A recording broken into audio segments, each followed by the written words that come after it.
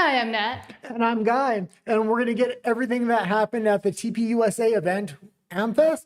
AMFEST, as well as Steven Crowder and Jillian Michaels. I seen this interview and it was a career-defining interview for Steven Crowder.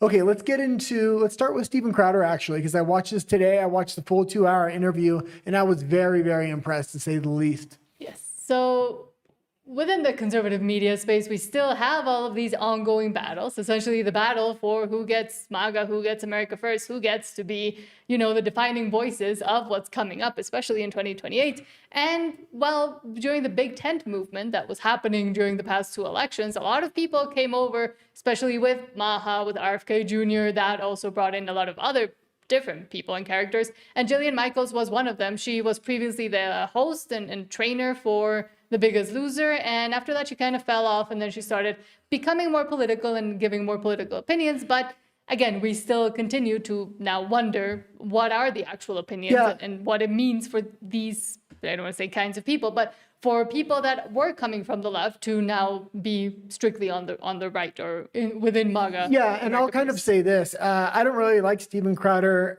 He's a little bit off-putting to me, and I definitely don't like his comedy. That being said, he's quickly becoming probably the most important figure within the America First movement, even more so than Nick Fuentes.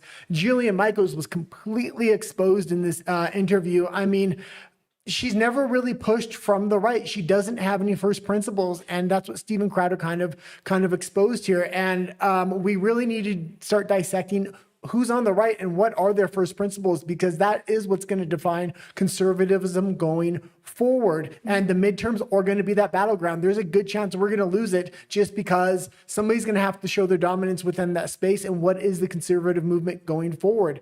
I honestly think the Rhino Republicans are trying to sway J.D. Vance over to their side right now because they don't want the America First side to have him, because he is probably the strongest candidate going into 2028.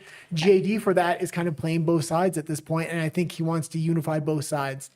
And I do think that Big Tent movement that Charlie Kirk was trying to build and was encouraging is now, fractured, breaking down. And there's this grasp of power for the giant void that Charlie Kirk left, which I don't think can be filled the same way he was able to do. But let's see Crowder attempt to figure out Jillian Michaels. From Just the Champ says, quote, clueless broad Jillian Michaels is informed by Steven Crowder that the United States has selective service for all men, repeal the 19th. We can get into another show on that one. No, I think it's important because that's the context, because I don't want to do it. So you're saying you don't think women should be able to vote? What does that have to do with anything? I think women should be able to vote. You don't? No, I don't think that as long as selective service exists, a draft exists, I think that only those in the draft should vote. So if women want the draft, sure.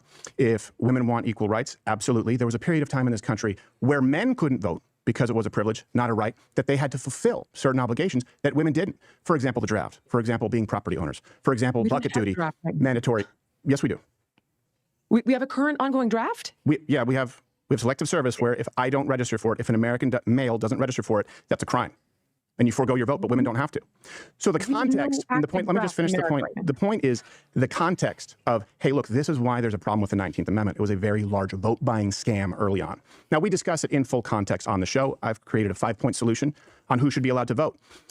The shorthand, the bumper sticker, women shouldn't vote, is something that I wouldn't agree with wholesale as a statement. But when people use that to then tar and feather someone's entire reputation as though their views are completely unreasonable, that's what the left does. So yes, most women wouldn't vote if we reformed voting back to the way it was throughout all of humanity. But a lot of men wouldn't vote either. Okay, well, we may need a separate show for that topic. I obviously disagree with you there. Okay, and I will say this about voting, and I do state this position quite often on this show, and it's when women have the majority of vote in society, you're going to have a society based upon security and more government authoritarianism. When men have the vote, typically they're going to vote for more freedoms as a whole, as a generalization. That being said, I don't want to see the vote taken from women, but what I do want to see is people that have a long-term invested interest in the country having the primary vote, meaning one vote, one family, I think is fair. And I think the people that actually have a family with a child have a long-term vested interest in the country. So one family, one vote has always kind of been my compromise for that issue. For me, it's, and I've stated this also on the show quite a bit, and it always shocks people. I don't think women should be at the higher levels of controlling a country or having anything to do with governance, but that's a different issue than voting. And I think, again, Gillian Michaels doesn't really know where she stands, because a lot of the things that she has advocated for, and again, she's a lesbian, she's very outward in the feminine female community, and speaking for that previously, now are in conflict with the bigger voices that are within the movement that she attached herself to. And we also saw her fighting with a bunch of other people, Anna Kasparian, etc. And lately, I think her positions are coming out as still on another side. So maybe that side will eventually take, some of the ones that had come into the big time movement of MAGA and become its own thing again, be it libertarians or be it whatever that side will be. But we're seeing that now that the first principles are starting to be once again exemplified or talked about within the they're starting to argue what are the first principles. A lot of people have never thought about this, and as an ideology going forward, you have to have those defined. And one of the big things, and why religion is so big on the right, it has a non-moving moral foundation, and we don't want a religion with a moving moral foundation. We want a non-moving moral foundation that keeps the government kind of in line from going outside of what's socially kind of acceptable. And it also stops the government from dictating what the morals of society are. It's better if the morals are separate from what the government's dictating. But I think we're also seeing a lot of these, like Megyn Kelly, for example, which we have criticized a lot, MTG, Marjorie Taylor Greene. I put Candace Owens on there as well, and a lot of other women that want to portray this very traditional, which I don't do, and I advocate for it, and I said it would probably be best for all countries to have more defined female and male roles in the traditional sense, because we've seen that work for centuries. But they come out with these, trad wifey statements, make him a sandwich from Candace Owens, Megyn Kelly advocating for, against trans and men going into women's bathrooms. But then again, we do see them eventually turn towards the more feminist sides that they had left behind or that they usually criticize, because again, I don't think they have those first principles and that foundational also history about feminism and how it came up with, for example, with the vote. Almost nobody knows that the whole meetings about the vote and about the 19th were also where a lot of, for example, millionaires and billionaires at the time, the Rockefellers, the Vanderbilts, went into these meetings and actually wanted to advocate for women to both go into the workplace and get the vote, which is something a lot of people don't know. So I think they don't fully know where they're speaking from, but then use feminism to shield themselves. Gillian Michaels is a lesbian and a feminist, and that's fine, but she's trying to have an outsized say on where the Conservative Party is going, and what she's doing is sneaking in liberal values, and she thinks conservatism is just liberalism 10 years back, and it's not. It needs to define itself with its first principles. Another one of the big issues, and it was probably my favorite issue on there, was the N-word. They debated whether the N-word should be legal in society or not, and Gillian Michaels had the short-term view, no, the N-word's bad, we shouldn't use it, that's hate speech. Well, I think it not only should be used, but if you make the N-word illegal, then you make other derogatory terms legal, and now you've implemented hate speech or specialty classes where you can't say certain things against specialty classes. Once you institute hate speech laws or specialty class laws, those are going to be broadened out. You're going to strip freedoms from the citizens where you give more power to the government. It's just not a good idea. The first principle is everything is free speech, and you can say whatever you want, even if it's hateful. And again, the defining principle, even on the left before, was free speech and was about allowing speech to be almost no guardrails. And now on both sides, on one side more obviously than the other one, that have forgotten their first principles. Because before we used to remember the conservatives being the censorious ones, being the ones that would advocate for more censorship based upon religion and based upon religious texts. But now we're seeing the left trying to ban those same religious texts and forgetting that free speech used to be something that almost both sides were, fighting for, but more on the left. And we've seen that complete reversal. And I'm glad the right fights for free speech and for anybody to be able to say anything, because that is what also cements what so many people always want, which is democracy. That is what is one of the building blocks of these democracies that everybody's fighting for. Well, the last thing I'll kind of talk about, and I think it's the most important thing, because it's what's going on with the America First side versus the traditional Rhino Republican side. And that is putting guardrails on speech and taking taking people off of platforms or platforming people. And this came up in the context of Nick Fuentes. Steven Crowder recently interviewed Nick Fuentes, and he did a very good job. He did it honestly, and he didn't try to have a gotcha moment. So he was actually able to challenge Nick Fuentes' beliefs and views. 1 second, I'm going to fix my... I'll continue talking. And I think a lot of the adults in the room, like Piers Morgan tried with Nick Fuentes, and a lot of others that just won't have him on and are scared of Nick Fuentes, don't fully understand where I think Nick Fuentes is coming from, or the style of explaining and expanding his views that is more aligned with what Gen Z and younger millennials think. And I think that's why they're afraid of him. It's not about his way of communicating.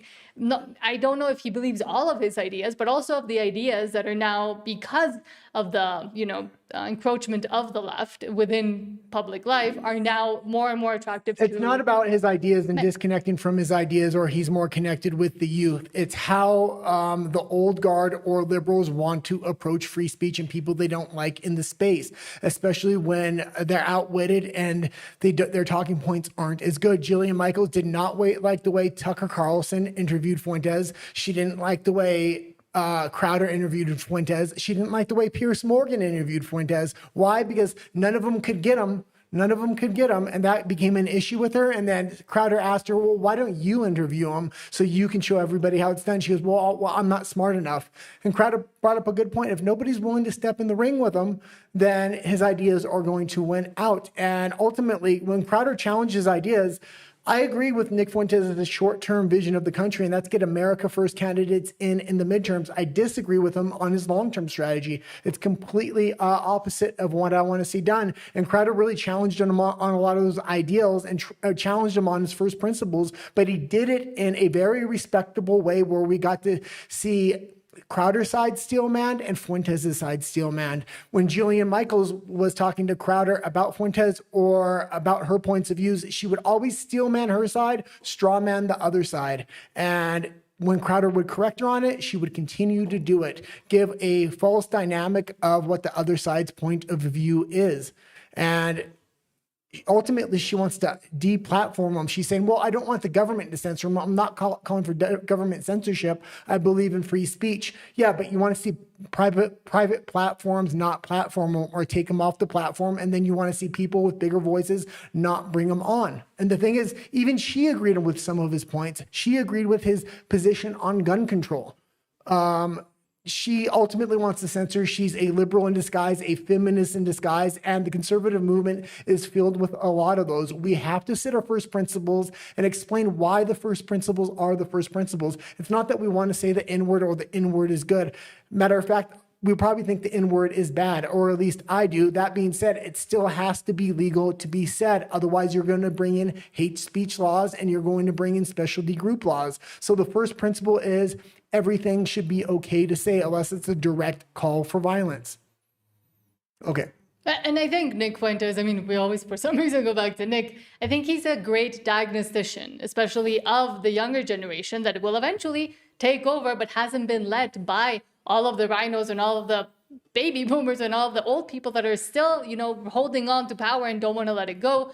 But he's not good at handing out the prescription. I don't think he knows or understands fully the proper prescription for what he actually is advocating for or what it would mean. Well, it's hard for him to get the prescription when nobody wants to actually have an honest dialogue. I mean, other than Crowder. No, but I mean more like his ideas of Catholicism within the American. That's exactly what I'm talking about. Nobody's willing to bring him on and flesh out these ideas in a public way. People change their views. I change my views all the time. I see Crowder, I see Basecamp change my views on some things. Even Nick Fuentes changed my views on some things. Through dialogue and an honest discussion where it's not like this blood sport debate, but Crowder and Fuentes actually went back and forth on the ideas and said what was best. This is how you change somebody's mind ultimately. And there are better ideas. You get to truth through debate and through hashing out those ideas. But let's move on to AMFEST, which is happening now because we're just going in circles. And one of the first ones was Erica Kirk. I will say, if you haven't watched the Steven Crowder, Jillian Michaels debate or interview, I highly recommend it. I stopped watching Crowder for a long long time. I'm going to start watching him again. He doesn't appeal to me with his comedy or his personality. That's why I stopped watching him. But he is really sitting out what first principles are on every interview he kind of does now. And I think that's kind of his mission. Okay, let's go forward. So Erica Kirk was one of the first, of course, now as CEO of Turning Point, to give a speech and to welcome everybody into AMFEST, which is Turning Point's kind of end-of-year conference, I would call it. I don't even know what to call it. Showdown in this case, or in this year's AMFEST. Benny Johnson says, quote, Erica Kirk says her mission is to get J.D. Vance elected as president in 2028, says we're going to get my husband's friend J.D. Vance elected for 48 in the most resounding way possible. Yeah, with a statement like this, seeing that she's behind J.D. Vance, where just a week ago she really wasn't, and she was asked directly and she wouldn't say if they're going to get behind him. That being said, I'm going to be really watching J.D. Vance now, and what kind of external money is he going to be taking? What kind of support is he going to have to give specialty groups in order to get their support? So we're going to ensure that President Trump has Congress for all 4 years. We are going to get my husband's friend, J.D. Vance, elected for 48 in the most resounding way possible. We're going to ensure that President...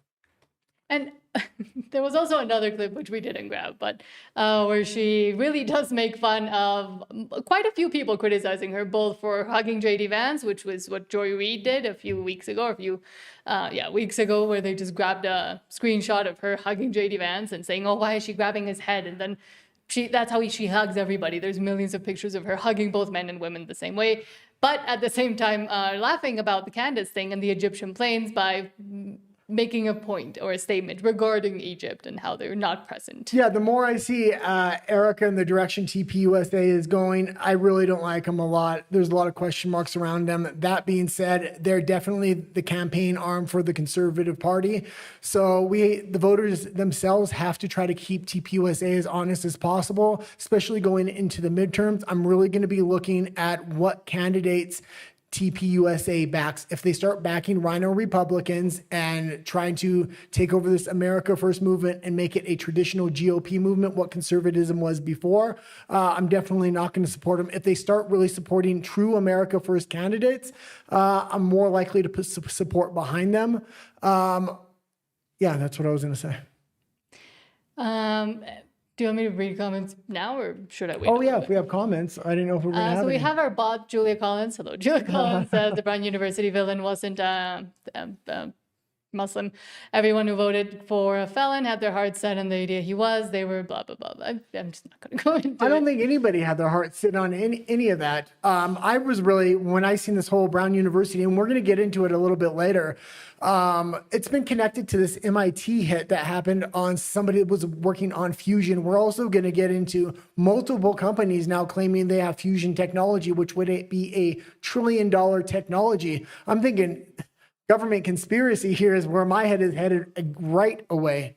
And for example, with the whole Brown University and MIT tragedies, I will say that is where I would say ask questions. Why the hell is Brown? What was that investigation that Brown was trying to hide? Why was the Providence police so completely incompetent? Why, until the Boston police took over, did the case really start moving forward and they actually found someone? Is it actually the guy? Is it not? Why did Brown scrub a bunch of pages from their websites? All of those questions I think are valid.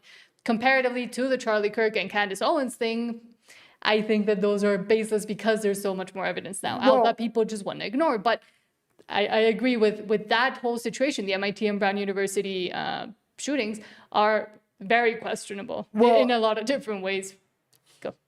Okay, you can continue. No, that was it. Oh, I was going to say, this isn't the first time a professor working on fusion or somebody working on fusion has either gone missing. There's been multiple occasions where people claim to have fusion just absolutely went missing, or their life was ended in a suspicious way. So this thing, I have a lot of questions what happened to this MIT professor and what these two companies coming out, both saying they have fusion technology the day after the MIT professor loses his life. This looks extremely suspicious. We're going to get into it later, but you can continue to read the comments here. Sneaky Beanie says H, so thank you for letting us know you're a human. Yeah, we've had so many bots lately write Julia comments since we've been talking about Candace. Yeah. It's crazy. So there's a conspiracy there all on its own. Who's Yeah, paying for so that? thank you for everybody put an H in the comment. If you are human. I'm just going to say Non says, good evening. Thank you for being here. Sneaky Beanie says, that is a little weird. Yeah. All of it is a little weird. And Non says, they all love gay dudes. Vance had to grow a real beard because one wasn't enough. And also says, nothing wrong with Vance being gay, just saying, come out of the closet already. My guy, we love you. Me and Nat were talking beforehand, and I've come to appreciate Nick Fuentes, especially in recent times. He really opens up the space for dialogue, which wasn't acceptable before. Even though I disagree with him a lot, there's new rumors about Nick Fuentes being gay, and Nat was saying, well, if he just came out as gay, I think he would have more followers. I said, no. Well, because he is, I was saying it because he is very clearly trying to moderate himself and maybe go into the bigger leagues and gain a bigger audience, specifically with all the interviews he's been doing lately in the past few weeks. I'm talking about Nick Fuentes. So if he ever did come out as gay, not that I'm saying he is, or that I think there's enough evidence for him to be, again, it's the whole conspiracy theories, and he's also brought it on himself. I will also say that. But I think it would help him, at least with the ones that say, oh, he's this terrible person. And that just use clips to try to I completely disagree, because his fundamental beliefs don't align with women or gay people. So if he came out as gay, I think his original audience, a lot of them would leave, and the new audience he would want to appeal to wouldn't come over to those points of views. That being said, the rumor is, and I'll just say it for the audience, he went on Glenn Greenwald recently, and somebody brought up an old clip from Nick's show where he talked about meeting Glenn Greenwald for the first time actually in a gay club. He got very embarrassed and wouldn't say why he was in the gay club, and he refuses to say to this day. Glenn Greenwald also brought up the fact they met in a gay club and wouldn't bring up why Nick was in the gay club. So a lot of people are having questions whether he's gay or not. I still think he's good for the space. Even if I disagree with him on some issues, he's blown the doors off of what acceptable speech is. You can really ask anything and say anything in the space right now, and I do like that. Not on YouTube, but Non was saying JD Vance is gay. Yeah, I mean, a lot. The conservative. Everybody apparently in the conservative movement is gay, according to each other. Well, especially in TPUSA. And of course, they still think that that's a big smear. But again, the ones that you're really fighting up against is the left, and they love gay people. So it would be best if the rumors weren't, oh, this person's gay, that person's gay, especially if you don't like them. But if they're aligned at least slightly with the conservative movement. Well, there's a battle going on in the LGBT. It stopped being an insult a long time ago. There's a battle going on in the LGBTQ community. The LGB is trying to separate from the TQ. So I could definitely see the LGB going to the conservative side where the TQ stays on the liberal side. And that's how it may shape up for 2028. That battle's been going on for a couple of years, but it's starting to heat up in the last few months again. Sneaky Beanie says, the weird for me is how she pitches the JD vote. Who? Erica. Oh, Erica. Yeah. Well, the thing is, JD Vance has been flirting with Tucker Carlson in the America First movement. Not literally. Not literally, but flirting with kind of being their candidate. I think he's scared of Marco Rubio leapfrogging him for the main candidate in 2028 with big money backers. So he's trying to make sure he has a safety net so he can make a run with a certain voting block if he does have to run for candidacy in 2028 and he doesn't inherit it necessarily.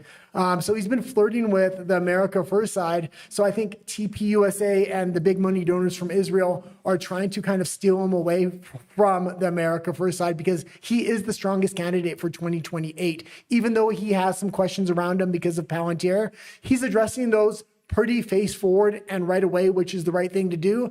Marco Rubio is just seen as an absolute neocon, and a lot of the neocons are hiding within TPUSA and with the big money donors of Israel. So it's not a good look if they take Rubio as their candidate. If they take JD as the candidate, it's going to be more palatable for the mainstream audience. And I also think with Marco Rubio, and especially, me being Mexican and being in tune with what's going on in Latin American politics, especially after the national security, strategy that they came out with recently, where they do want to focus on the Northern Hemisphere, but also the rest of the continent of America.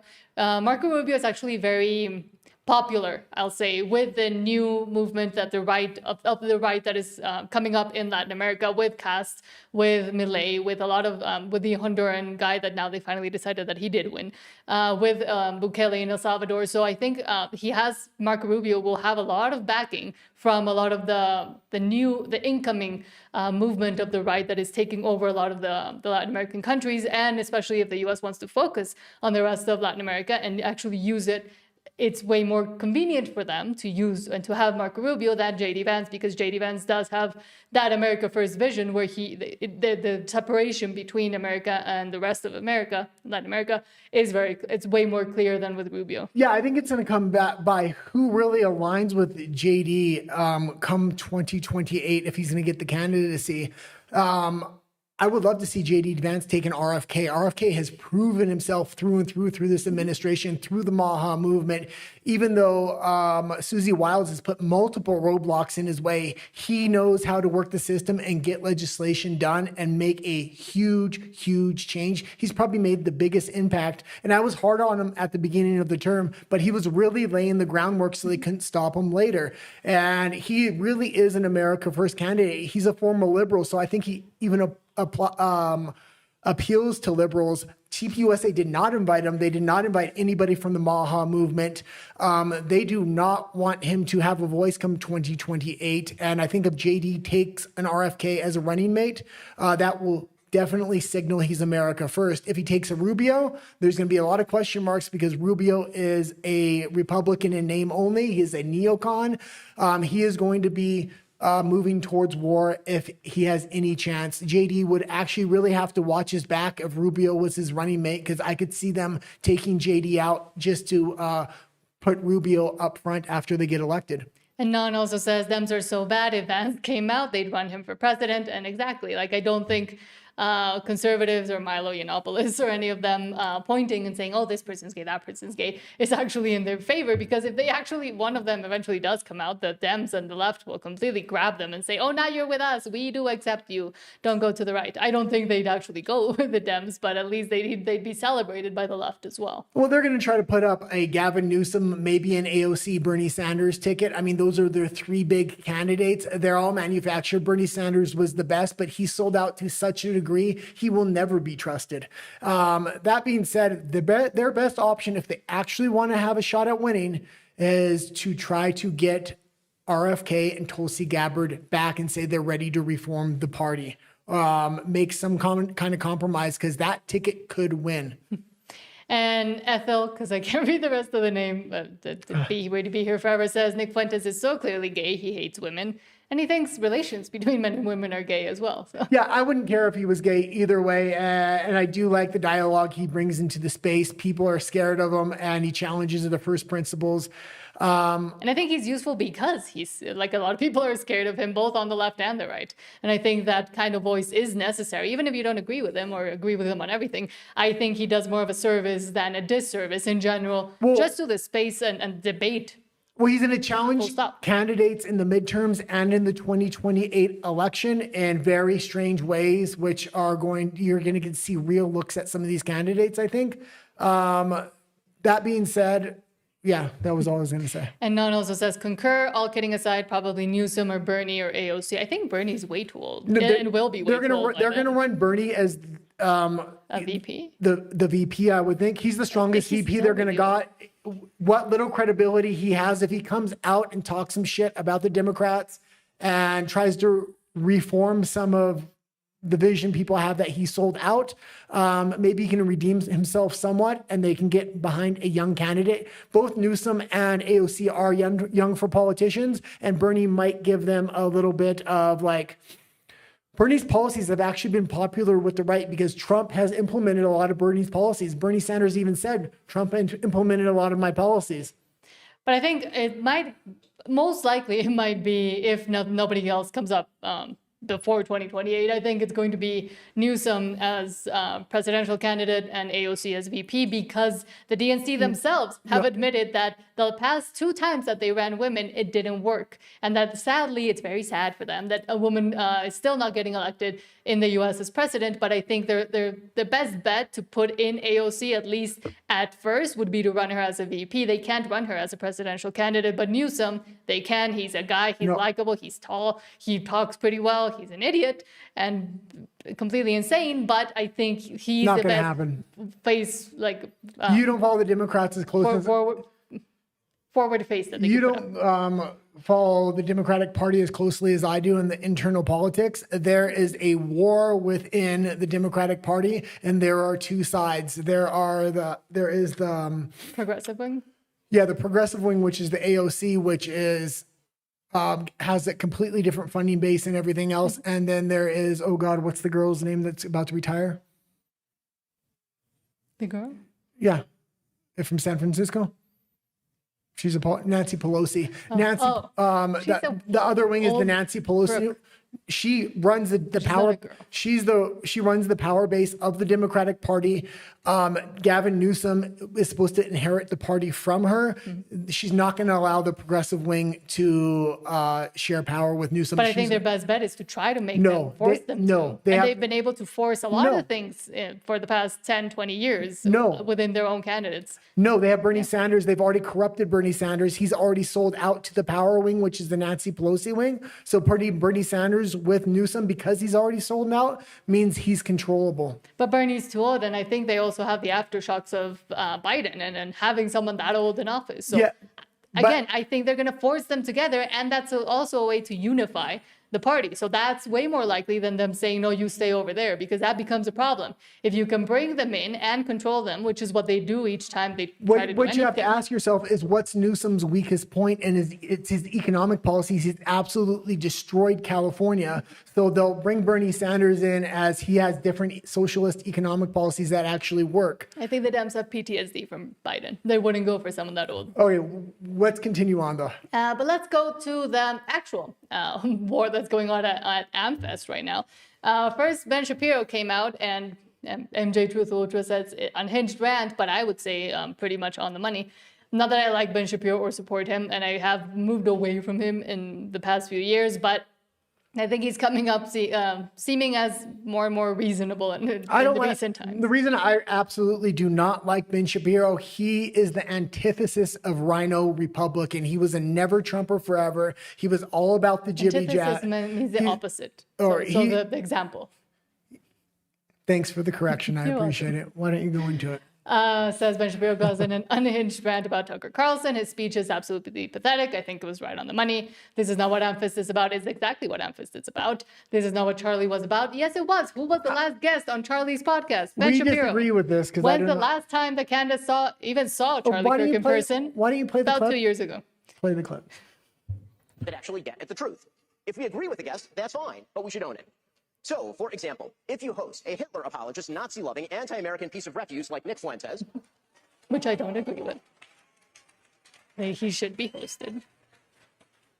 you know, the Nick Fuentes who said that the vice president of the United States is a, quote, fat gay race traitor married to a Jeep.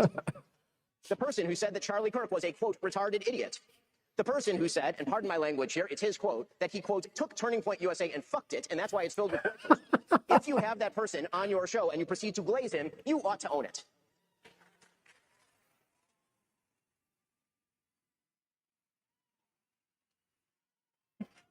There is a reason that Charlie Kirk despised Nick Fuentes, and indeed even chided Dinesh D'Souza for debating him. He knew that Nick Fuentes is an evil troll, and that building him up is an act of moral imbecility. And that is precisely what Tucker Carlson did. He built Nick Fuentes up, and he ought to take responsibility for that. Just as he ought to take responsibility for glazing pornographer and alleged sex trafficker Andrew Tate, or for mainstreaming fake historian and pseudo-Nazi apologist Daryl Cooper as America's best and most honest popular historian. Oh, it's almost done. You can Hosts continue. are indeed responsible for the guests they choose and the questions they ask those guests. Okay, this is exactly what is wrong with Ben Shapiro. He wants to put censorship, And with that, I platforming. agree. He wants to put guardrails on what is acceptable and not acceptable to say, who's acceptable to platform, not acceptable to platform. He's not only calling out Fuentes, but Andrew Tate, the other historian he called out there. And he called out Candace, but it wasn't on that clip. Yeah, like this is the problem with that wing of the conservative movement. They don't have first principles that are going to win out in a debate. So rather than trying to debate them, they just want to ban these people, deplatform these people, and do exactly what the left was doing. If Ben Shapiro has better ideas, debate Nick Fuentes, debate Andrew Tate, debate these people, but you can't. You can only go on stage at TPUSA and say what horrible people these are. They should have no voices and everything else. And with that, I disagree. But with calling them out, I don't disagree with. I'd say call them out, but then at the same time debate them. But I do think, again, these voices are important to also be able to exemplify and figure out what the first principles even are, because if you're silencing them, then you can't actually figure out what they espouse, what they think, what they believe. And if you don't know that, then they're able to fester and brew over here. And again, I don't agree with Nick Fuentes, but I think he's useful in the end to open up the debate, open up the Overton window, open up what can and can't be said, which should be everything should be able to be said. And then you debate it on the points and the merits of each thing, but they don't want to do that. And with that, I disagree. I did like his takedown of Tucker Carlson and Candida Owens. He was the same as Jillian Michaels in the Crowder interview. He doesn't know what his first principles are. And when he says what they are, hold on. When he says what they are, they're in direct contradiction with a large portion of the conservative movement. What do I mean by that? The current conservative movement. Yeah, he wants to talk about Israel having an identity, Israel passing down a heritage to their children and everything else, but it's not okay when Americans want to do a similar thing. Has he said it's not okay?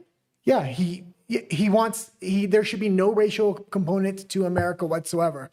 So it should be colorblind. It should be an absolute colorblind nation. So again, it's going back to what conservatives were in the early 2000s, I'd say. Yeah, but I'm not saying everything is based. And we've moved beyond everything that. Everything is not based upon race, but a racial component is going to have a big identifier of culture. So, like when you're letting a bunch of Muslims in, just because they're going to vote conservative, that's going to change what the culture of the United States, especially because they've showed they don't integrate very well. Other countries do integrate a lot better. And again, I do think. And not all countries that integrate well are necessarily white countries. The Philippines integrates extremely well. So, and I think, once again, Ben, who else? Who else that wants to silence everybody? Andrew Clavin. All the people that are going against Nick but don't want to debate him are the clearest examples of what the Conservative Party used to be, and they haven't moved with the times. And so they're getting left behind with that whole boomer generation that is still trying to grasp to power and doesn't even understand how or what Gen Z and younger millennials are actually, what the conversation even is, because they don't want to have it. Well, honestly, Crowder was amazing with the Nick Fuentes interview. Not that he was actually able to debate the ideas, and he won me over on some of his points. And that's the way to approach this. But everybody is so scared and said they've demonized Nick Fuentes to such an extreme. When they go into a conversation with him, it has to be a blood sport debate, and we're going to have to win. And I want these gotcha moments, so let's play clips on you. And it's not playing well. Because they look like old, out of touch. Steven Crowder first started the conversation and agreed with him on some things, and then they got into the issues they disagreed with, and that was the important part. And then he drilled down on what were the first principles, and he kind of flushed out a lot of the first principles Nick has that I just don't like, and a lot of people don't like. But with Nick, again, I think just older people that have been in the space for even not that long, but for long, and that age-wise they're older, they're not understanding Nick. And I'm closer to Nick in age than, I'm guessing, you probably, or like them. So I understand the jokiness and the wanting to be provocative, etc., which a lot of people are taking, I think, way too seriously regarding Nick and a lot of these other younger people that are coming up, and just not understanding that the conversation has moved way beyond and past what they continue to try to say. And I'm including Shapiro in this, I'm including Jillian Michaels in this, I'm including even almost Crowder in a sense, even though he was able to. But of course, Piers Morgan, they don't know how to handle him because he's completely in a different space. They can't handle him because their fundamental ideology and their first principles are in contradiction. And a lot of these, that's what I mean. A lot of these values are actually liberal values and not conservative values that Ben Shapiro is espousing. And a good example of this was he just won't debate the Israel issue. And that's how he tried to deal with Nick Fuentes when Nick Fuentes had less than 1,000 followers. really, he was asking questions in the beginning, and Ben Shapiro had big money, big hopes, and big aspirations. Shapiro could have offered Fuentes. If he would have just answered Fuentes' questions, it would have been a whole different Fuentes all the way down. He would have never been anti-Israel the way he is now, but they tried to cancel him so early on. They created the monster they now have to deal with, and they're continuing to try to deal with him and everybody else the same way they dealt with him a long, long time ago, and that is just cancel him. He's a nobody. We have more money. We have more power. The conservative movement is ours. Well, it's not yours. You're going to see a battle between small independent media channels that people probably have a few thousand subscribers versus the big boys like the Daily Wire, like Blaze TV. And what you're going to see is, I think the smaller content creators, that there's more of them, may win out come these midterms. Maybe. I don't know by the midterms, but maybe 2028. The midterms is the battle. The midterms is the battle because that's going to show who's going to really define themselves, either the America First Party or the Rhino Republicans. A lot of the Rhino Republicans are going to try to put on the skin suit of America First. So you're going to have to look back at their voting record and what they've done in the past to really identify, are they what they say they are? But also on AMFEST, and something that caused a lot of controversy was someone that has moved in his first principles and forgotten a bunch of the things that he has even said or lived through himself, people he actually does know, is Tucker Carlson. And we might know why. MJ Truth Ultra, and of course, the very biased opinion. Because you want to lambast him now, I'll defend him because I actually like Tucker, even though I think they're all CIA assets or intelligence agency assets. That includes Erica Kirk, Tucker Carlson, Nick Fuentes, Candace Temple. I think they are all working for different intelligence agencies. Some of them work for the same one. And you're seeing a battle of intelligence agencies play out through social media influencers. That being said, I like a lot of what Tucker has to say.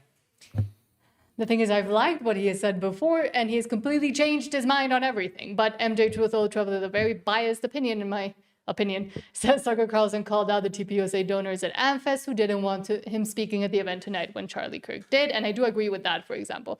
But now everybody's also worried that something will happen to Tucker. Deplatform and denounce. Why haven't you denounced somebody else? The whole like Red Guard cultural revolution thing that we so hated and feared on the left that we did everything we could to usher in a new time where you could have an actual debate. I mean, this kind of was the whole point of Charlie Kirk's public life. And I think that he died for it. I really believe that. And I know a lot about it because the last several months of Charlie's life were devoted in part to arguing about this event, in fact, this speech, in fact, my speech here, which he asked me to do earlier this year, this summer, and was immediately put under just immense pressure from people who give money to Turning Point, I would assume good people, but who wanted him to take me off the roster. And this has all become public, and the whole thing is so sad that I never talk about it, except to say Charlie stood firm in his often stated and deeply held belief that people should be able to debate, and that if you have something valid to say, if you're telling the truth, you ought to be able to explain it calmly and in detail to people who don't agree with you, and that you shouldn't immediately resort to shut up racist. You shouldn't immediately go to motive. By the way, shut up racist is the #1 reason I voted for Donald Trump. And because I'm just sick of it. I mean, first of all, if I was a racist, if I was a bigot, I would just say so. Okay, it's America. You're allowed to be whatever kind of person you want. I'm not. I'm sincerely opposed, have always been, and will always be. But the style of debate where you prevent the other side from talking or being heard because you immediately go to motive, well, I wonder why you're asking that question. I wonder why. Why are you asking that question? I detect in the question a certain evil in your soul. And everyone listening should know that listening to you implicates them, and that they someday may be asked to denounce you, and that friendship is not a reason to defend someone. Love is no defense. I kind of thought we'd reached the end of that. And as far as I'm concerned, we have. And I'm not going to play by those rules. I'm not going to engage in that. Okay. Is that... If someone doesn't... Yeah. Okay, that being said... And that's not the part of the speech that I disagreed with. Well, I'm going to say this. I'm going to be keeping an eye on if TPUSA even has Tucker going forward. It became a huge controversy, and I think they want to try to keep as much as the America First voters on side with TPUSA as they can. That being said, Ben Shapiro is bringing a lot of money into TPUSA right now, and I don't think he wants Tucker a part of it. I think they had to do this one event with him. I don't expect them to see him going forward. And it's going to make me trust TPUSA even less. You're going to need different voices within that movement. So you need voices that disagree. And having Tucker there and having been there, even though they disagree, I think is a good thing. They shouldn't have their little girl fight on stage like the way they were. Especially at an event that's supposed to be a unifying event. And again, I don't fully disagree with anything he said there, but I do disagree with the rest of his speech, where he did do a pretty hard-line defense also of Muslims, especially after what we've seen in the past few weeks happen regarding that and the attacks that we continue to see all over Europe and the US. I think he is also, and that there I would agree, he is probably compromised by either as an asset or interests from, in this case now, probably foreign interests as well, because of the very tight relationship and his house up in Qatar. His new house up that's coming. He's going to build in Qatar or buy in Qatar. Oh, yeah. And just the way and again, Fuentes comes into the conversation just the way Tucker interacted with Fuentes was very, very strange. He was almost too nice on the interview and then started talking shit and saying a lot of opposite things the next day and the weeks after.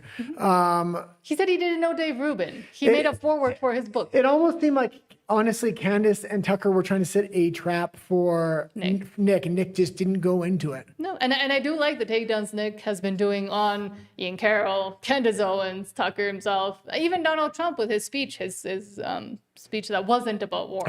But should I just read the comments of this, because now we're moving on, or continue with AMFEST? Well, what else do we have on AMFEST? Russell Brand? Yeah, just Russell Brand. And that's the last one for AMFEST, right? Yeah. Yeah, so let's play that and then we'll take all the questions or all the comments so far. And as former Canadians, I guess, I completely concur with Russell Brand. I don't watch him as much or as often because he does go into the spiritual kooky side a bit too much. And he was one of the highlights at right on the AMFEST money. because it wasn't so serious. There wasn't a lot of cat fighting, at least with people that we like or that should be on the same side there. We are from Canada originally. We now live in Mexico because of the political situation in Canada. It's gone off the rails and they're continuing to head in the wrong direction. But it all started with Justin Trudeau.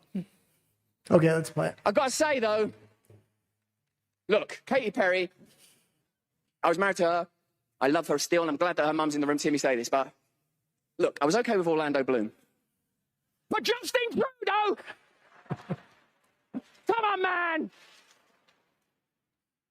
Don't put me in a category with that guy. That globalist stooge. All right. Well, and was that it? Yeah. That being said, this is why comedians are so powerful within the space. Somebody like a Ben Shapiro, there's no comedic value there. Tucker Carlson, no comedic value there. But when you look at somebody like a Russell Brand, a lot of comedic value there. So even if he's wrong on a situation, it's easy for him to shift his opinion or to change his mind, things like that. And he can appeal to a different kind of demographic or different people in a different way. And I think one of the few political commentators that does have that is actually Fuentes. And he does make me laugh a lot. And that's why he's so good at it. And that's why he relates to Gen Z, because he understands, even though I don't think he's fully Gen Z, but he understands the language of and the ways of communicating of Gen Z, which again will be very entertaining for most people, regardless your age. Yeah, I mean, he goes way off the rails sometimes with his comedy, but that's what kind of makes him funny. It's so unacceptable, some of the things he says. Also, he doesn't use a teleprompter. And that's like a Ben Shapiro. It's just like he's reading off a teleprompter and wrote his whole script out every show.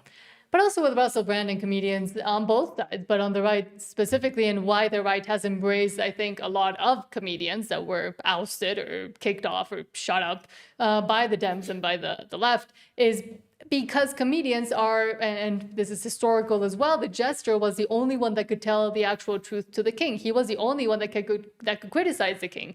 And that is why comedians are so important, because they can tell the truth fully and usually without repercussion. That has changed.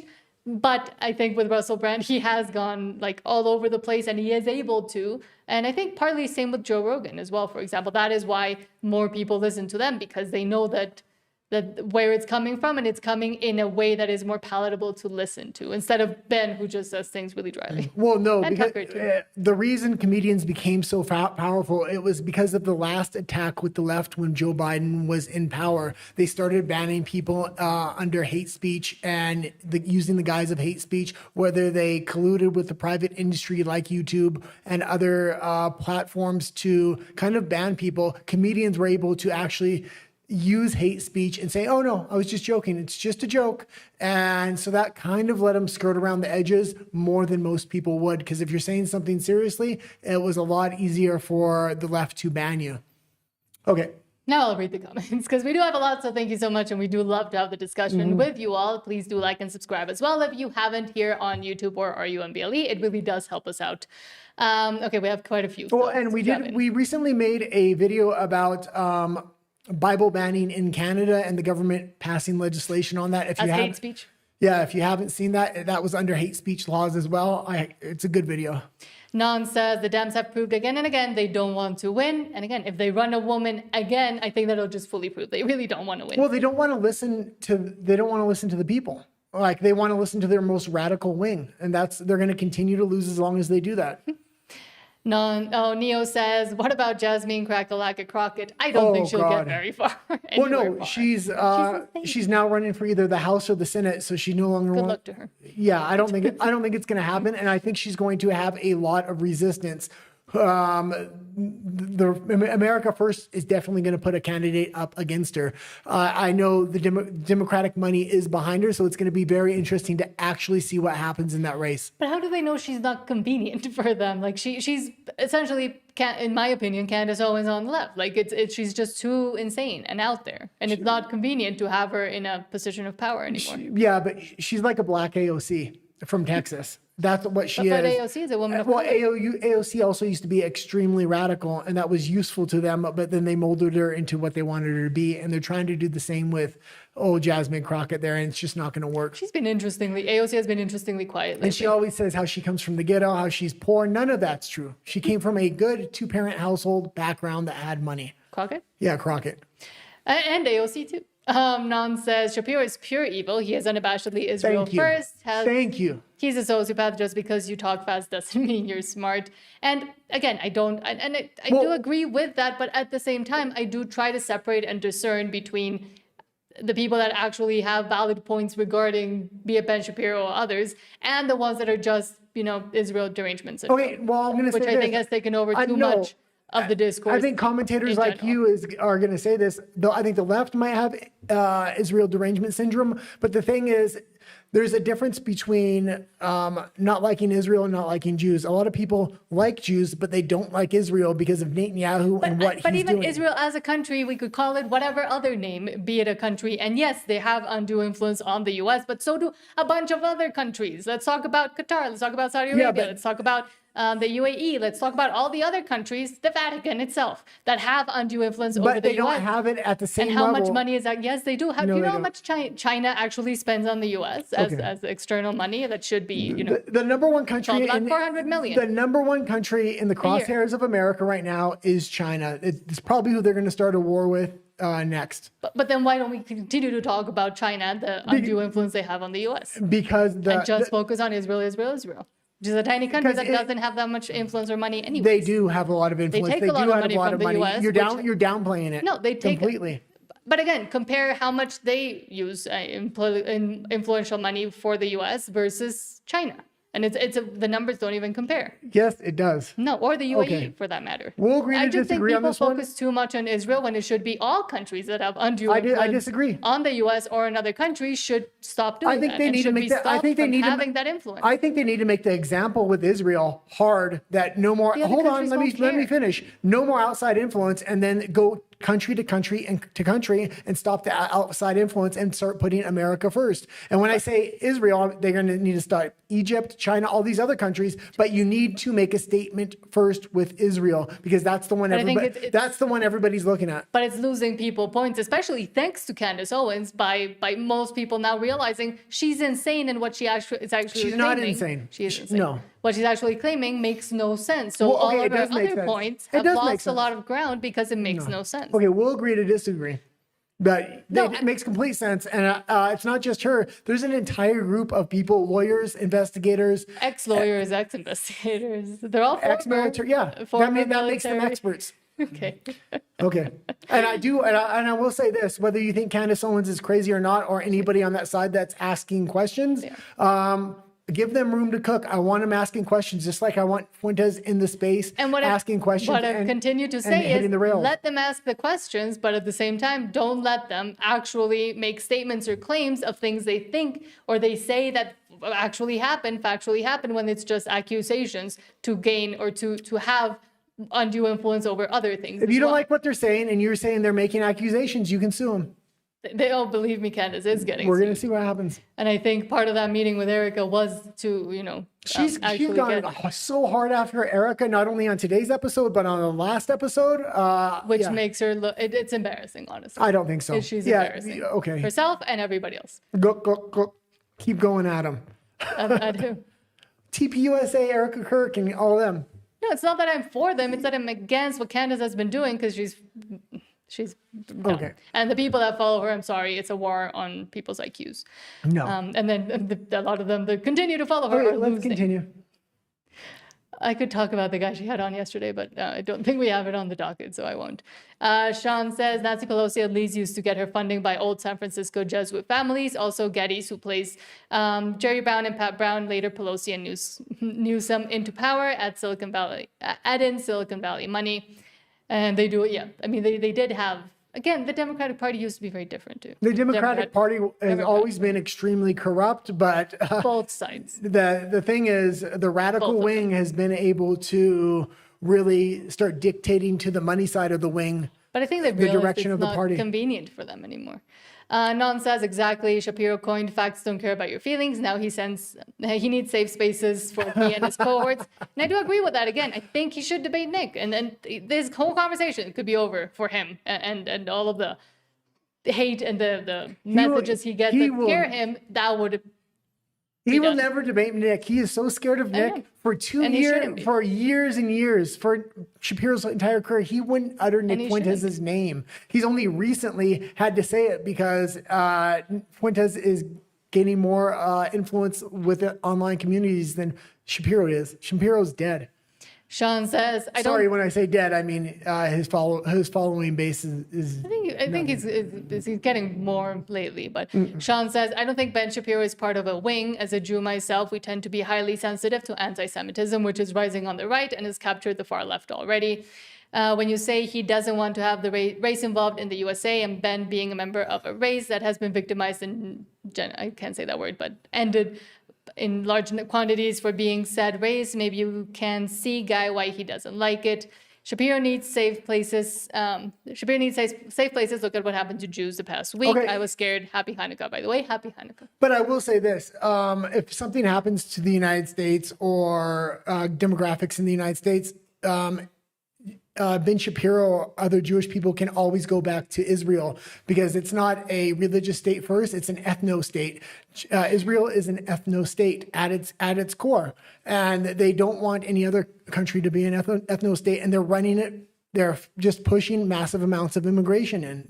It's not normal immigration. It's not like they're pushing Christians in. They're pushing in other cultures that are antithetical to cohesiveness within the country. This is happening in the EU, within the UK, within America. And now I'm going to say it's not as bad in America because there has been some pushback. But we're looking at the UK and the EU right now, and they're not in a good place. They're going to be completely taken over in a decade. If they haven't been already, I'd say they're pretty much halfway there.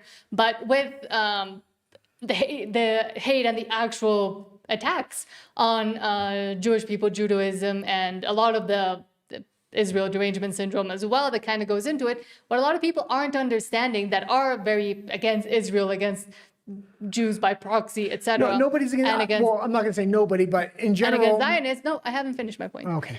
What a lot of people aren't understanding, especially Catholics, Christians, and atheists in particular, I will highlight this part as well, is that Islam and the Muslims are not just going after the Jews. It's the ones that are right now in the crosshairs of them, but eventually they'll continue to go after everybody else because within Muslim thought and Islam, you cannot have any other religion other than, and especially they really hate atheists, believe me. So I don't think what a lot of people are understanding, especially the Catholics and the Christians and etc., say it concisely.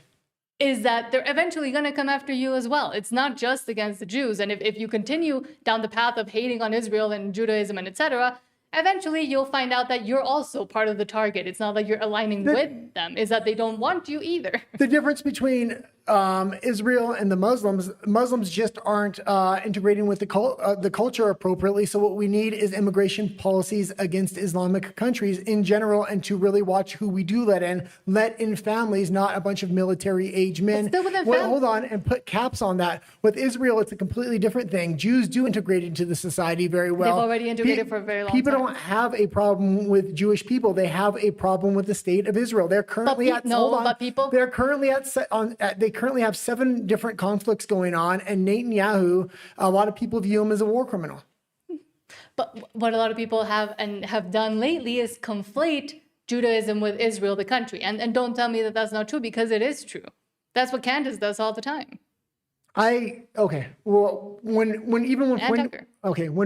Fuentes or Tucker is asked about this, they're not saying they don't like Jewish people.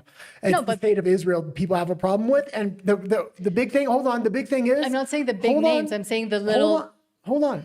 The big thing is, it's the undue influence, or the influence they try to push onto different governments around the world. That's the problem they have. That's why we have a problem with the state of Israel itself. But then push against the UAE, push against Trump going over there and talking to the crown princess and making gigantic deals, plus the influence that they have on universities. I would say push against Israel, but push against everybody else as well. That's what the America First movement is doing. It's pushing. But they're focusing too much on Israel and not the whole issue. You need to start somewhere, which is what the Muslims and are doing everybody's with eyes Jewish on people, them. which is what the Muslims are doing with Jewish people. And what most people don't understand is they'll eventually come after you as well. The Muslim issue is a different issue. The way you deal with that is completely different. You deal with that through immigration policies. The way you deal with Israel, the way you deal with the Israel issue is not through immigration policies. Jews are more than welcome to come to these countries because they integrate well. It's through different issues. That's what people don't understand. Okay. Continue to go. Neo says, I see now Daily Wire is a very safe place for the gays. Again, what is it with the gays and the saying everybody's gay? Again, that is only going to attract the left towards them. Non says, have you seen what's happened to Palestinian children in the last 2 days or 2 weeks or 2 years or 2 decades? And lore, shove it. Again, I have a lot more opinions, but we disagree on this issue a lot as well. There's a few issues we disagree on, but mainly on all the conservative gossip that's been coming up with Candace Owens and everything like that. We disagree on that. Usually we just go through the stories, but it's fun debating a little bit. And with on both sides there have been losses, I'll just say that. Okay. But I think focusing too much on just Israel moots the point of actual undue influence on the US and on other countries as well. Sean says, I'm sorry, I just remember what happened to the grandma who had to see her grandkids die in front of her, or the other Jewish kid who held his brother's severed arm as he hallucinated and died. Again, both sides, horrible things have happened, but and I continue to say this, and I've said this a bunch of times, let them fight it on their own. Stop sending money to either of them. Stop sending support to either of them and see what happens. Because both sides are getting support from different sides as well, and then they are causing undue influence on other countries too. So separate and just let them fight it out themselves. Whatever happens, happens. And people will be mad at me for saying that, but that's what I actually think. I think that issue shouldn't be such a big issue in Western countries anymore. It's becoming a big issue, and there's a reason. Okay. Sean says October 7th, 2023 happened, and it was horrific. Again, both sides. Non says Crimea River to the sea, demon. That's the problem. This is the kind of stop in discourse that happens when both sides start arguing, because just let that side over there in the Middle East with both of them continue to argue for their own shit and focus on what's happening in the US with the midterms, with Candace being insane, with everything else that is useful and important to the American people, and stop yelling at each other about that. It would be nice, but I really think Netanyahu is influencing this administration and drawing them into the Middle East. UAE. So it's nice to say don't get drawn in, but they obviously are, because they already bombed Iran, and I don't think that was... So is the UAE. How many trade deals have they just made? How many movies are not going to be made through UAE funds as well and have undue influence on entertainment? Okay, I don't think what you realize, the solution to the Israel problem, it actually lies through Saudi Arabia, and you need to stop funding Israel directly. And if you do want to fund them, you do the funding through Saudi Arabia and have them give the money, and that creates a business relationship just and stop creates funding it peace. altogether. Okay. Non says your people ended more people that day. Animal All right, directive. continue on with the stories, because if you keep reading everything, Because now they're just fighting. Non says, do you even follow okay, Israeli they're media? just they're fighting amongst I themselves. know, but I'm trying to find if there's actual. Okay, let's continue on with the show, Natalia, please. Natalia. Well, I'm trying to see if there's any, because we do have some other stuff on RU and BLE. Should I Okay. read those? Yes, read those. Ethel says it's okay to have a debate, but he's fake. He's been promoted by third-party money to advance third-party interests. Oh, who's that? It does not mean that he can't have valid points, but he's fake AF. I'm guessing Fuentes still. Ethel also says, if you watched the movie Office Space, there was this girl who dated the protagonist who said that he could not fathom the idea that she slept with his boss earlier. Same with Trudeau and Russell Brand. that must suck for Russell Brand. At least he's not there anymore. Oh, he's Eskimo brothers with Trudeau now. Ethel says, since you mentioned Joe Rogan, do you think he's even relevant anymore? I have an impression that he smoked his brain up with MJ and other stuff he glorifies and lost much of his mental acuity. I wouldn't be surprised. Well, I think he's very. I do agree that weed does bad things to your Well, brain. I think he's very relevant, and especially in bringing in alternative topics to the mainstream, because a lot of smaller channels on YouTube and things like that can talk about these subjects, but once it's mainstream platformed on Rogan, it becomes huge news. Like when we're talking about fusion and MIT, things like that. He just had somebody talk about time travel the other day, so that was interesting as well. And I'll just read Sneaky Beanie because they weren't involved with the whole fight. Says these two folks are trolling, lol, and then Non says I'm not a troll. And then Sean says, I am done. It was fun, and I only troll people I don't like. I like Guy and Nat. Thank you so much. Thank you. And Sneaky says, good. Now STFU. Okay. Everybody stop fighting with each other. That's what I do in Spanish when they're Spanish. They start fighting with each other, just like fight with each other and then come back when you have comments to say. Okay. But speaking of fighting, funnily enough, or do you not want to go to that one? No, we're going to go to that one. I put a couple stories in before we get to the regional news. There's a lot of geopolitics today. It's been a big week, but let's just talk about a lighter story real quick. And I still do think Joe Rogan is relevant, but he has to remember to like promote stuff more. And he has still had very interesting people on lately for interviews, but I think he's not getting as much traction because of the infighting and the drama and the Candace and the etc. as he used to before. Yeah. Maybe he should have Candace on. That would be a great idea. Joe, get Candace There on. was a rumor he was going to have the Liver King on, who wanted to kill him. So, doesn't he have a restraining order? yeah, he did. That's the thing.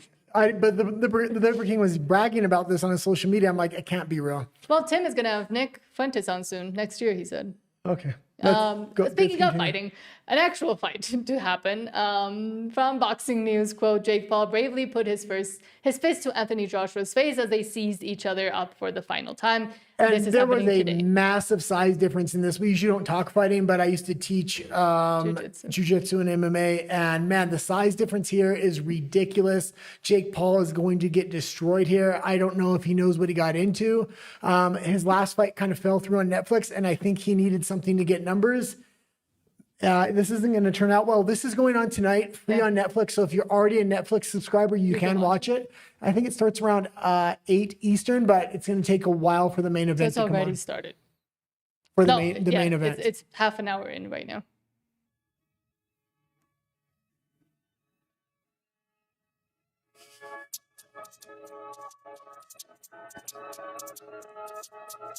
Okay, and that's good. And I just want kind of Josh was gigantic. Yeah, he's massive, especially compared to Jake Paul. Jake Paul should not be in that weight class. So, and who would Jake Could Paul? he get like super hurt? Who Jake Paul was originally supposed to fight in that in this fight? The guy dropped out, but he was a lightweight. Jake Paul was twice his size, and then he went to fight somebody that was twice as big the opposite way. So Could he? I mean, it is boxing, but could he get like actually super hurt? yeah, Jake Paul. yeah. I think he's going to get a concussion. He knows a lot about MMA, boxing, fighting. I know nothing. But I gotta give Jake Paul this. He has gotten a lot better throughout the years.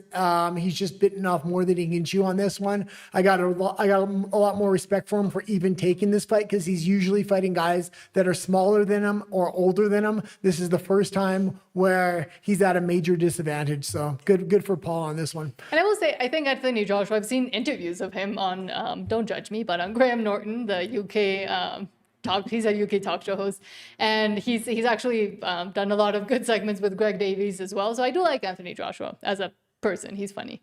I don't know anything else he's done or the drama. Okay, let's get back into politics. I put two stories separately before we get into the U.S. politics. From Miles Franklin, Precious Metals, says, quote, a crack in the global monetary system just widened. BRICS, so Brazil, Russia, India, China. Yeah. Who's the S? South Africa. South Africa, sorry, is plotting a gold-backed settlement unit designed to bypass the dollar and operate outside SWIFT. Is this a real shift towards collateral-based money or just a paper tiger? Yeah, so this is huge. This isn't necessarily to take over the U.S. dollar, but this is people that are getting banned from the monetary system because of sanctions or something. They have an alternative, and it should be a stable form of currency because it is backed by gold, and that builds in trust into it. And a lot of digital currency now is having to be backed by gold because of what China is putting forward here. And Rafa was bringing up the other day, why is gold prices and silver prices going through the roof? We have a silver story later, but this is the gold story, and this is one of the big reasons gold is going through the roof. China is setting up vaults all around the world in these BRICS countries so you can exchange your digital currency for gold on the spot anytime you want. They want to build trust in this new digital currency. A crack in the global monetary system just widened. The BRICS, Brazil, Russia, India, China, and South Africa, have taken another step in building an alternative financial architecture and bypassing the dollar. A pilot program has been launched for a new BRICS settlement currency known as the unit. So here's what it is. The unit is a wholesale settlement instrument. It's structured as a basket made up of 60% BRICS currencies, including the Chinese yuan, Russian ruble, Indian rupee, Brazilian real, and South African rand, and 40% physical gold. It's designed for cross-border trade settlement between nations and large institutions operating outside traditional Western banking rails. And this is a real attempt by the BRICS bloc to create a parallel settlement layer that reduces dependence on the dollar-based system. Now, the unit is still experimental. It's still in the early phase, but it does show that the BRICS are no longer just talking about alternatives. They are beginning to build them. And this also represents a real shift in direction, a shift away from a system built on promises and sovereign debt and towards a system anchored in collateral with gold returning as a reference point for value. Okay, and that's good. And whatever you think of this currency or not, I like the fact that they're backing it by gold. That being said, it's only 40% backed by gold, but it is making a lot of people within the digital currency space start backing these assets with gold, which they've just gone way off the rails with this monetary system the U.S. has and the way banks are run. They really don't have these physical assets. We're going to talk later about silver and how all these institutions have massive amounts of paper silver, but they don't actually have the physical silver in their vaults anymore. And it's becoming a real issue. And this is why silver is going through the roof as well. And gold, yeah. Yep. Now back to the Latin American dictators that apparently are not supporting each other anymore. Funnily enough, Claudia Sheinbaum here in Mexico and AMLO, the former president, but still both from the same party, Morena, were recently discovered to have been sending oil to Cuba. But now we're seeing other dictators within the South American, Latin American sphere start to distance themselves. So from war, says, quote, Gustavo Petro from Colombia distances himself from Nicolas Maduro in Venezuela. Colombian President Gustavo Petro pulls away from Venezuelan strongmen, stating Maduro has no right to give orders to the military. And this is actually really big. Maduro was talking about having an alliance with Colombia and uniting their militaries. Right now, Trump is going to go after Venezuela, and I'm sure he's going to try to connect this thing to Mexican cartels in order to sell this drug cartel war to his base. He has to have a war on the border in order to sell it to his base. If he just goes after Venezuela, it's going to be hard to sell that. That being said, I think Colombia could potentially not get involved in this thing, and I had always thought that. Maduro was really luring them into this thing, and it wasn't a good move for Colombia. Colombia is currently still in the longest running civil war in world history. It's been going on since the 70s, I believe. Yeah. They're in no place to be challenging the United States. If they can lay low and say nothing, that would be their best thing. And I'm glad to see that their leader is actually making smart decisions now, because he was running headlong into uniting with the cartels in not only Venezuela, but in Mexico. So this is a change in statements and direction. Sort of. He did call the new Chilean president from the right Hitler. Yeah, but no, that's what I'm saying. This is the first time he's made a step in the opposite direction now. Yeah, Petro firmly rejected Nicolas Maduro's call for Colombian forces to help protect his dictatorship in Venezuela. Is the video in Spanish? Yeah, you just leave it because it's in Spanish, but I just wanted to talk about that piece of news before we get into other geopolitics. Okay, before we get into geopolitics, I will read the few comments that the guy has left me. A few comments that are still here. Hold on. Neo says, agree about Joe Rogan. Even the ratings of his show plunged a lot. Again, I think he has to go back to actually talking to people that bring in numbers as well, sadly. Sean says, I have a wild idea for a person to have on Rogan, President Trump again. I mean, that would be good, especially before the midterms. That would be a good idea. Sean says, how does a gold-based currency help the extreme amount of Chinese currency manipulation? It sounds like a gold-based system would drive gold prices much higher, in fact. I'm guessing you. Yeah, gold prices are going to get driven a lot higher, and the currency and exchange will get driven a lot higher. But having an actual physical asset directly linked to that currency is going to put more trust in that currency than forms of currency that don't have that, like the US dollar. The US dollar, because the US wants to become a manufacturing nation, they already have the investment. They've broken ground on trillions of dollars of manufacturing facilities that are currently being built. Once those facilities are being built, once they're built and they want to start exporting that products, it benefits the United States to have a weaker dollar. So I don't think the United States necessarily wants to weaken their dollar, but they may make an internal and an external currency. There's a ton of things going on behind the scenes with Trump and his vision for the U.S. currency going forward, whether that's a digital currency plus a physical currency and an external and an internal currency as well. He's also trying to undermine the EU's digital currency. That's why he's trying to offer more freedoms with the American-based digital currency. Once that's released, he's hoping European citizens will adopt the American digital currency rather than the European one. Okay. Now moving on to just U.S. politics, more centered. Eventually, we have a little thing that says we're going to go to different regions now, but we usually start with the U.S. And this is surprising to maybe a lot of Dems that have been screaming about the whole drug boats and going after them. From Derek Evans' quote, the law that allows President Trump to take out drug boats was authored by none other than Chuck Schumer, apparently.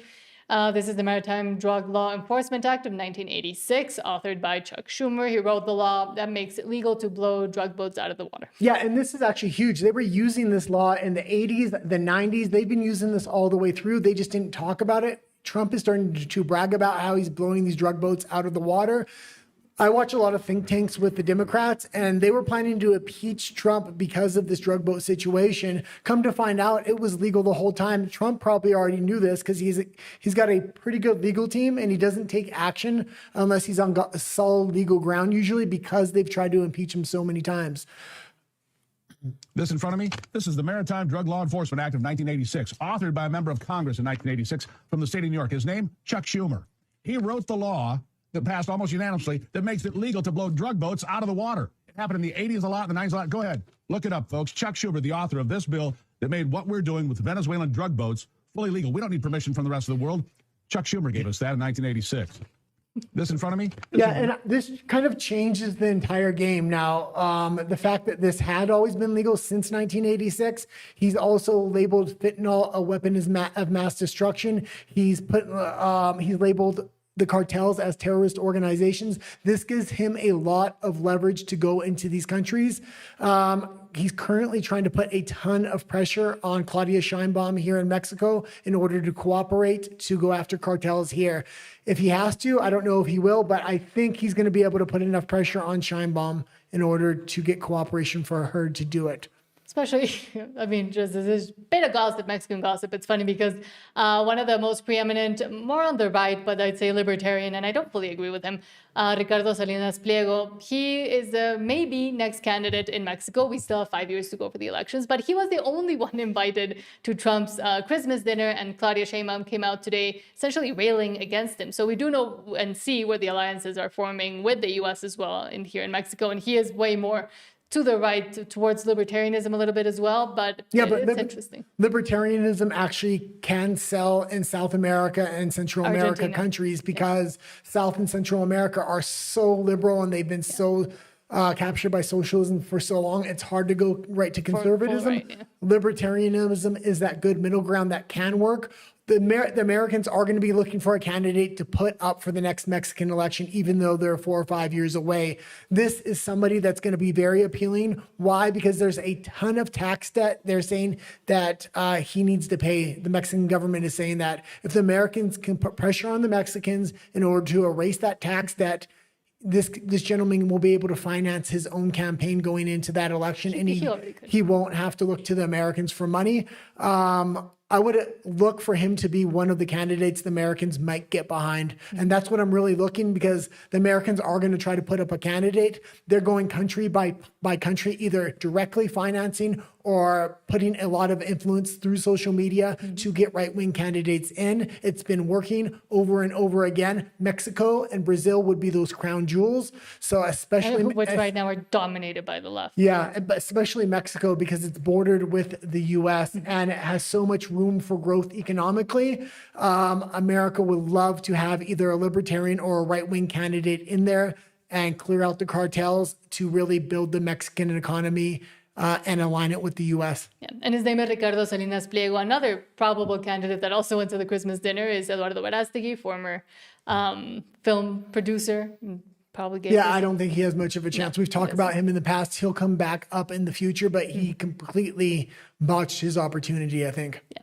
Now, this story, which I don't even know what it's about, but from Ashton Forbes, this quote, Lockheed Martin's compact fusion reactor CFR looks almost identical to TAE's newest reactor because they both use fuel reverse configuration with high beta. Lockheed CFR went dark around 2018. Charles Chase, who convinced LM to build it, claims it was successful. Yeah, and I put this up first because this has to deal with the Brown University shooting and the MIT professor that lost his life. He was working on fusion as well. So directly after the day that professor lost his life, this company came out saying they've cracked fusion, and then there's the TAE company that Trump's involved with also came out. So it's two companies with trillion-dollar technology. This is a lot of motivation that somebody could be involved with that MIT professor's death. But let's play the clip real quick. I think it's just... Oh, okay. He's going through. Go down a little, pause it, and then go down. Here? You can play that other one, yeah. Okay, hold on. We haven't been able to harness that yet. It just hasn't, the technology, the science, but that's the difference between TAE and all the other nuclear companies out there around the world. This is the one that won't rely on rare earth elements, won't have to rely on a bunch of magnets, and it's the only company that's actually built something. That's what we were most impressed with, was not just all the scientists and all the engineers that had worked with private funding, all private funding, I must say. And now what they're looking to do is they need a way to get in and access the public markets. We provide that opportunity for them to access the public markets. And I would just encourage everyone to actually look at this company. I think when you look around the country, look around the world, this is the world's premier nuclear fusion company without question. And when we talk at Trump Media and Technology Group, what do we want to do? We want to acquire crown jewel assets. This is a crown jewel asset that could change the world. Yeah, so that's the fusion company Trump is involved with. The other one also said they cracked fusion, but the MIT professor lost his life. It'd be very interesting if he had the patent for some kind of fusion, wanted to release it and potentially not make money off of it. That would throw a huge monkey wrench into not only both those companies. This is probably one of the biggest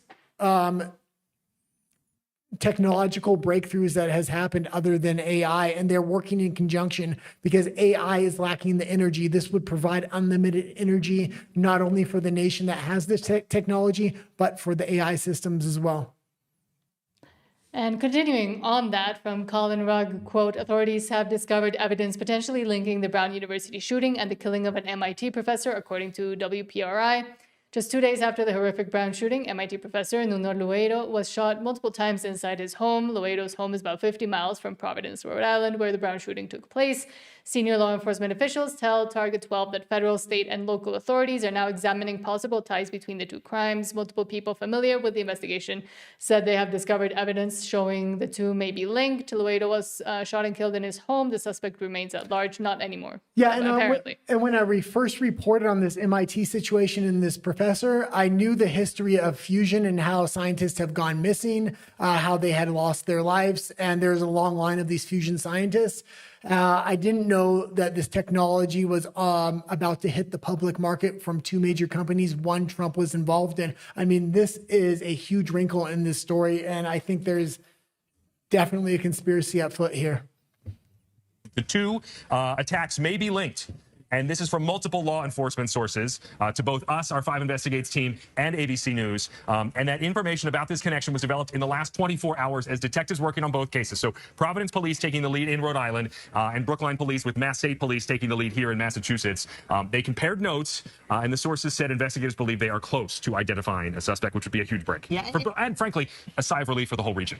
Absolutely. And when you mention, them comparing notes, we only have those enhanced images of the person of interest in Providence. And as you mentioned, in Brookline, these are both pretty residential areas, right? Very residential areas. And we talk about what happened to that MIT professor here, Nuno Lueiro. There were reports that neighbors heard the gunshots that went off and likely were able to look back and see if they had any video or anything like that to go into their investigation, hopefully as leading police to figure out if there is a possible link there. And although the MIT professor was the last person targeted, I think he was the intended target all along. The other shooting may have just been the smokescreen used. And there were a lot of places where not only the university, but the police force and the FBI dropped the ball on the Brown shooting that were just extremely suspicious. I think the MIT professor, in my opinion, was the target all along, especially with this fusion technology now being released through 2 other companies. And there's still a lot of information, preliminary information, and also internet sleuthing information coming out about this case and about the weirdness around it all with Brown University, but also with what MIT and the professor and what he was doing and why and who might have been.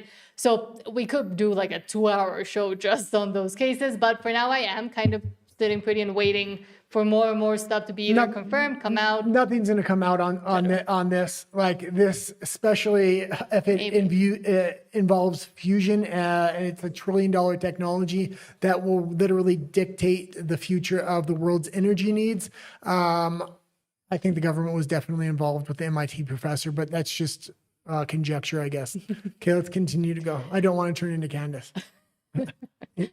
Moving on to some more trolling, this time that President Trump has done. From Eric Doherty, quote, President Trump has thrown CNN's Caitlin Collins into a tailspin after adding Truth Social-like plaques below the presidential portraits at the White House. Trump actually handwrote some of these plaques himself. And this was the funniest story of the day. I was 100% sure this was AI, this was a meme, this was not real. I went to check it. This is 100% real. My jaw dropped. I think Trump is trolling the mainstream media and the Democrats in real time from the White House. I mean, he is just a master of this.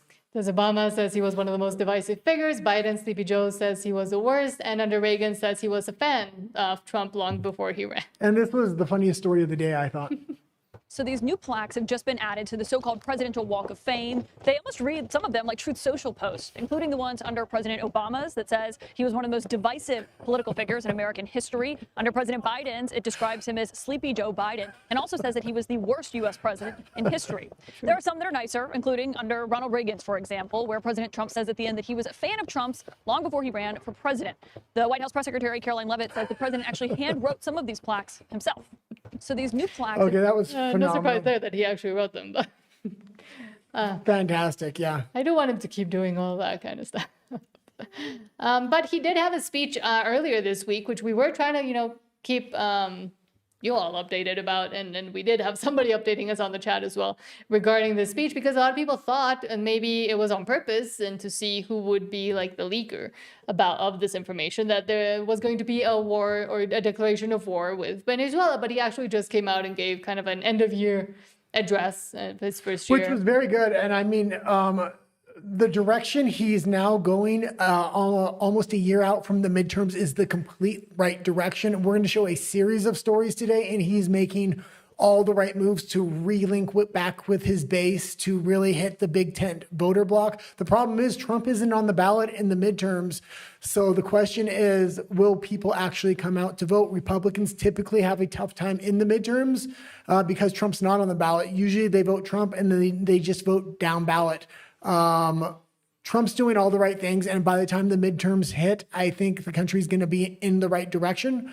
Let's go into this first story, though. And especially with, especially with the fracturing within the right and within MAGA and within the America First, etc. I did find Nick Fuentes criticizing this speech very funny.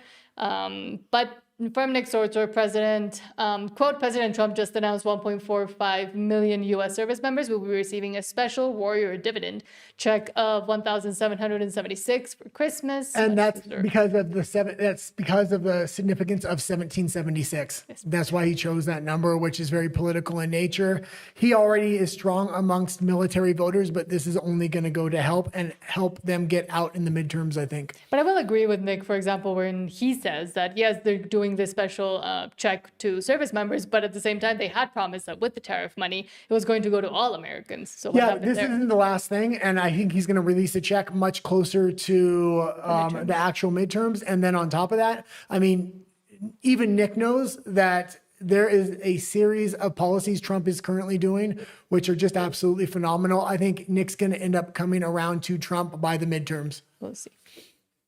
Because of tariffs, along with the just passed One Big Beautiful Bill, tonight I am also proud to announce that more than 1,450,000, think of this, 1,450,000 military service members will receive a special, we call warrior dividend before Christmas, a warrior dividend in honor of our nation's founding in 1776. We are sending every soldier $1,776. Think of that. And the checks are already on the way. Nobody understood that one until about 30 minutes ago. Okay, and that's good. And especially with the neglect and the mistreatment the military received under the Biden administration, this is a complete change of direction. I like how Trump has been praising the military, and now he's going to actually financially rewarding them. And another thing that has come up, and of course this is from CNN, but from Johnny Maga, quote, CNN brought on a Harvard professor to react to the report that shows core inflation, the lowest since COVID. Oh, I can't say that word. COVID. It was better. It was a better number than anyone was expecting. Positive news. There's no other way to spin it. This is just one of many clips that came out about this. People were shocked that inflation is actually down than what it was expected. Trump had to stop the bleeding from Biden. Inflation was the highest in U.S. history, and it was just absolutely out of control. He's kind of slowed and almost stopped that bleeding. Now he's got to head it in the opposite direction, and this is the first sign of that. I mean, I was surprised. It was a better number than anyone was expecting. Look, inflation's been very high. It's stayed high. It has not been coming down. But, people were expecting it to be above 3%. It was well below 3%. I mean, I think the president will take this as good news. The investors will think that interest rates will get cut more. So, it was a positive news. There's no other way to spin it. Absolutely. I mean, I was surprised. And normal inflation for any country is sit at 3%. So the fact that they got it back down to 3% and now it's going under that, it's headed in the good direction. And you're seeing this reflected in gas prices and house prices. Hopefully, eventually, you're going to see in food prices, because food prices is what everybody kind of feels on a day-to-day basis. And while the Democrats are always the ones that just want to give away free money and never really explain or understand, even some of them, where that money is coming from, now they're really upset that President Trump wants to give away money as well. From Eric Doherty, quote, President Trump says, I'm giving the troops $1,770. Okay, we can just go into the clip because we kind of covered this. Yep. That being said, almost $2,000, that's a significant amount of money, at least for me. I grew up poor. I've gone up to a place where maybe in times of my life, I was middle class. I've never been rich. For rich people, $2,000 isn't a lot. I understand that. But for 90% of America, $2,000 is a lot of money. And he can promote 1776 costs all he wants and giving out a check. That worked for him the first time. 1776, that's less than a rent check in D.C. I don't even know what the impact of that is going to be. I want to bring. And he can promote 17. At Christmas time, that's the difference. That's between, what I was going to say. At Christmas time, that's the difference between having presents under the tree and a turkey on the table. That is a huge amount of money. The fact that she's so ignorant to that is beyond me. And it shows where they're actually coming from. And again, it is, their whole diversity, equity, inclusion, it's very diverse, but all of them are coming from the exact, probably same level and life experience, as they want to call it. Yeah. But another thing that I think has gone kind of under the radar, but it was actually pretty big in the U.S. from Gunther Eagleman, quote, boom, the U.S. House just passed MTG's Protect the Children's Innocence Act, criminalizing transgender transitions on minors, or mutilating minors, essentially. Surgeries, puberty blockers, hormones.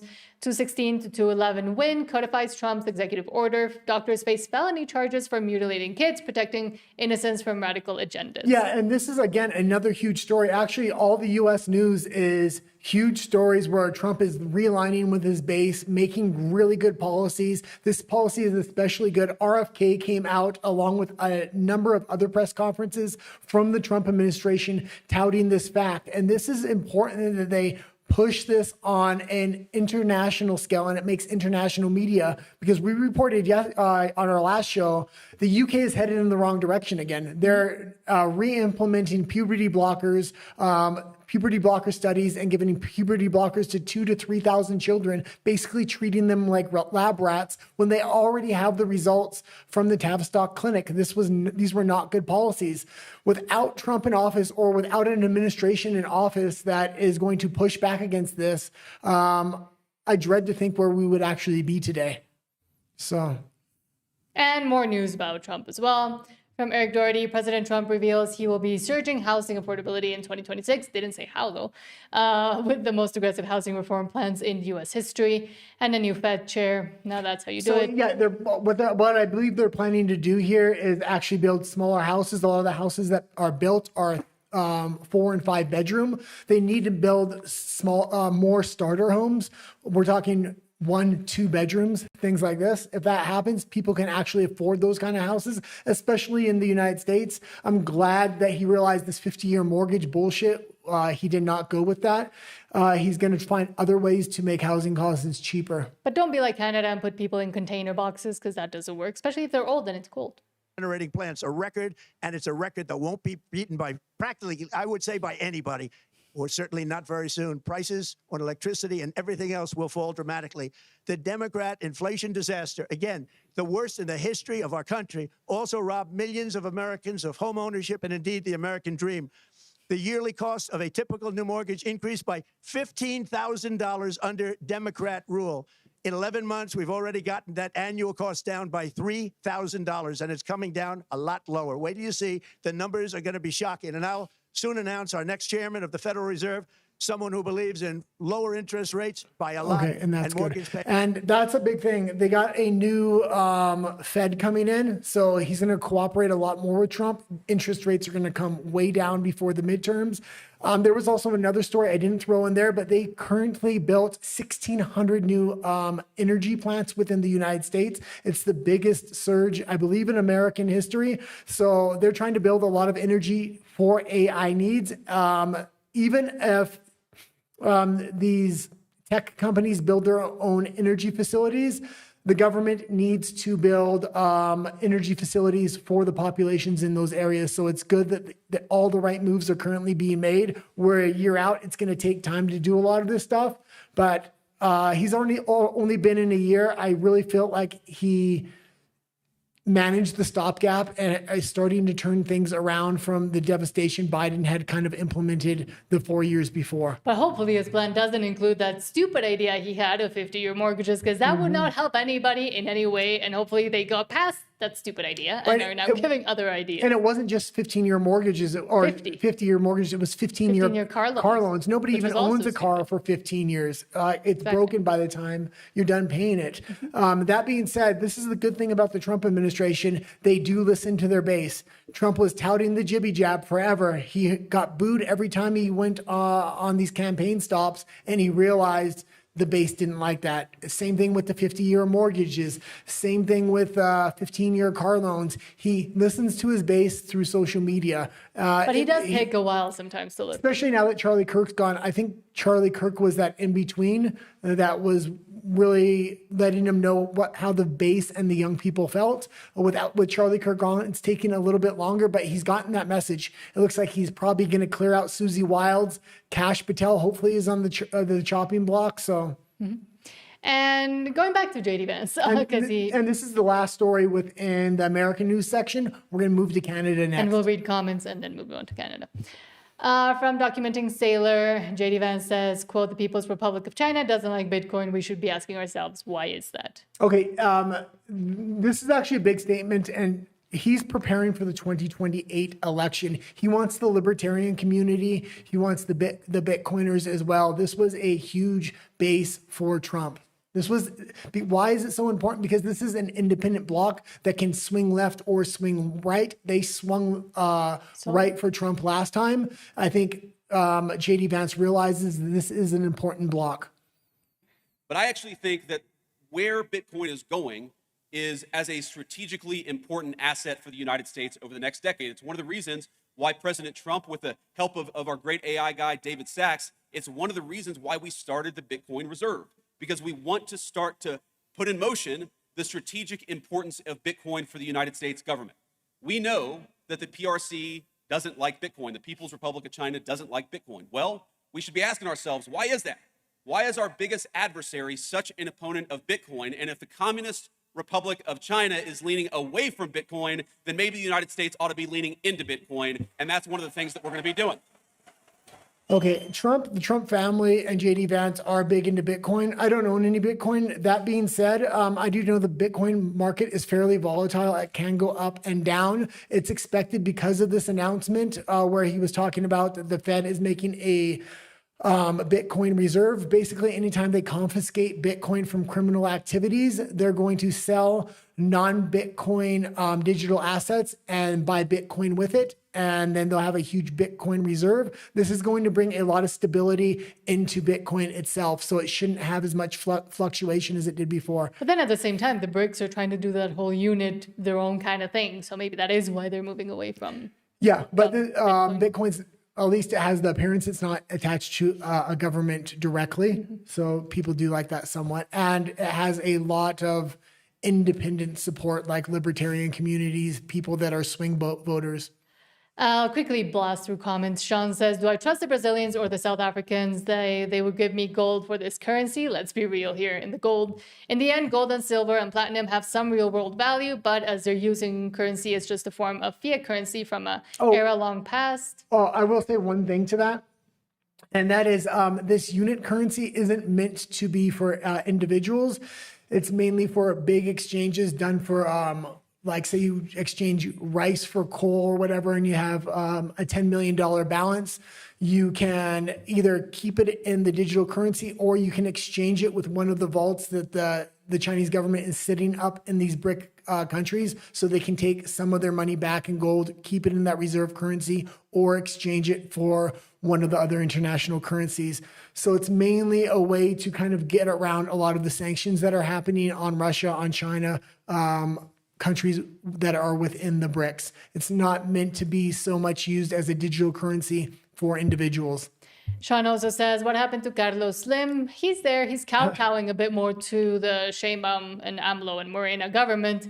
And I think he's never really had political aspirations, but he also, I think, understands his role as, the richest man, at least for a while, or still in Mexico, and doesn't want to go into that. While Ricardo Salinas Pliego has been personally affected by the current government and by AMLO and has had a tiff with AMLO and with so he has many more reasons to go against Morena and actually want to do something about it, especially now that he's getting hammered by our version of the IRS and from the presidential podium every morning when Claudia Sheinbaum decides she wants to go against him. Well, and I think Carlos Slim has a lot more scandals around him as well. That being said, it's a shame he has so many scandals and he's not running for politics because he does have the best name for a politician, Carlos Slim. And he also doesn't live in Mexico anymore. Yeah. Ethel, I'll say, says, I'm sorry to upset you guys, but as long as the narco cartels have so much control and power, no libertarianism or anything else is going to work well in Mexico and other Latin American countries.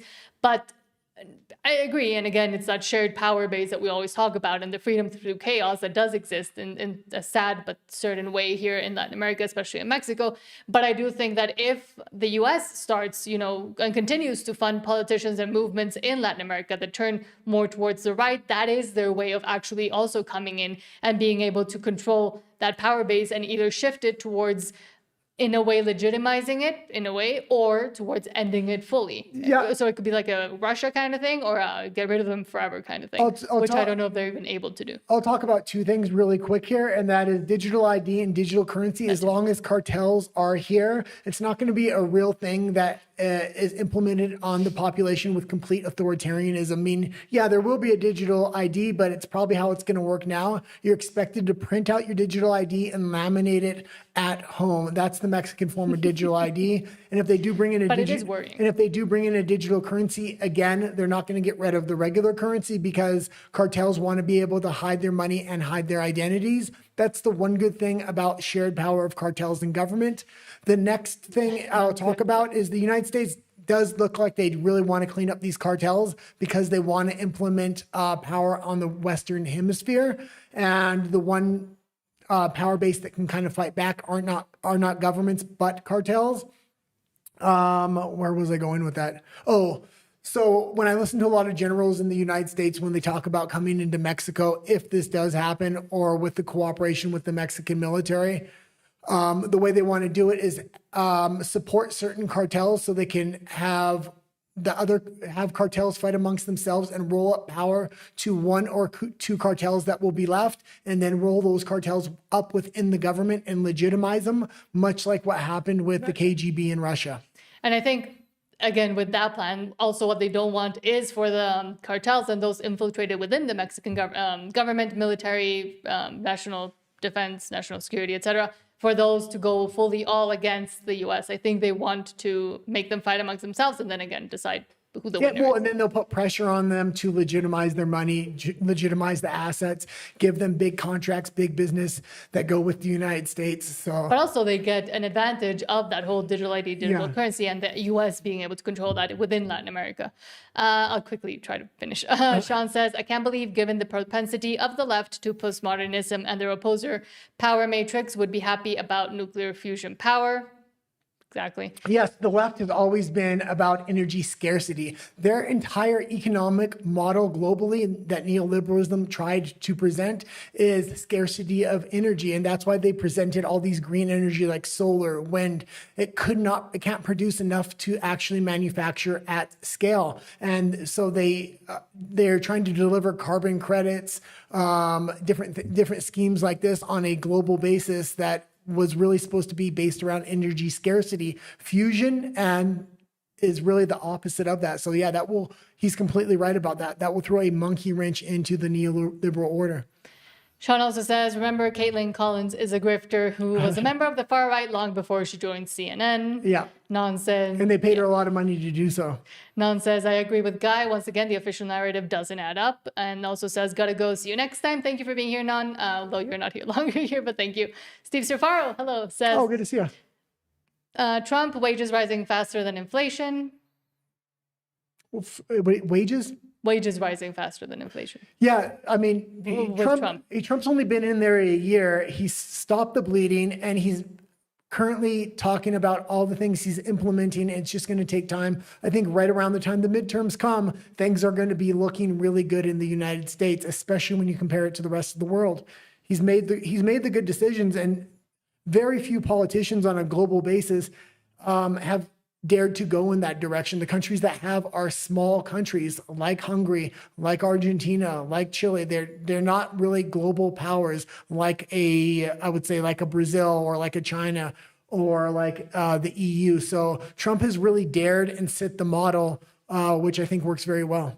And on the opposing side, Ethel says, I feel like Guy still believes in Trump. Guy, my man, Trump proved that he's not much better than the Democrats. The difference is only that DI got pulled and the border is fixed. Okay, but not enough. And you'd see for the first year, I pushed back. I believe in calling out Trump when he does something wrong to push him in the right direction, much like Robert Barnes does and a lot of other social media influencers, because Trump does look at his base and what they're saying. And I've called them out on the Epstein files. I've called them out when he was becoming much, much too corporatist. He really focused on that for the first year. He's starting to return back to his base. I think he's moving in the right direction now. And I think there were some things he absolutely had to do that really he had to focus on a lot of global issues and the international economy because that was affecting the U.S.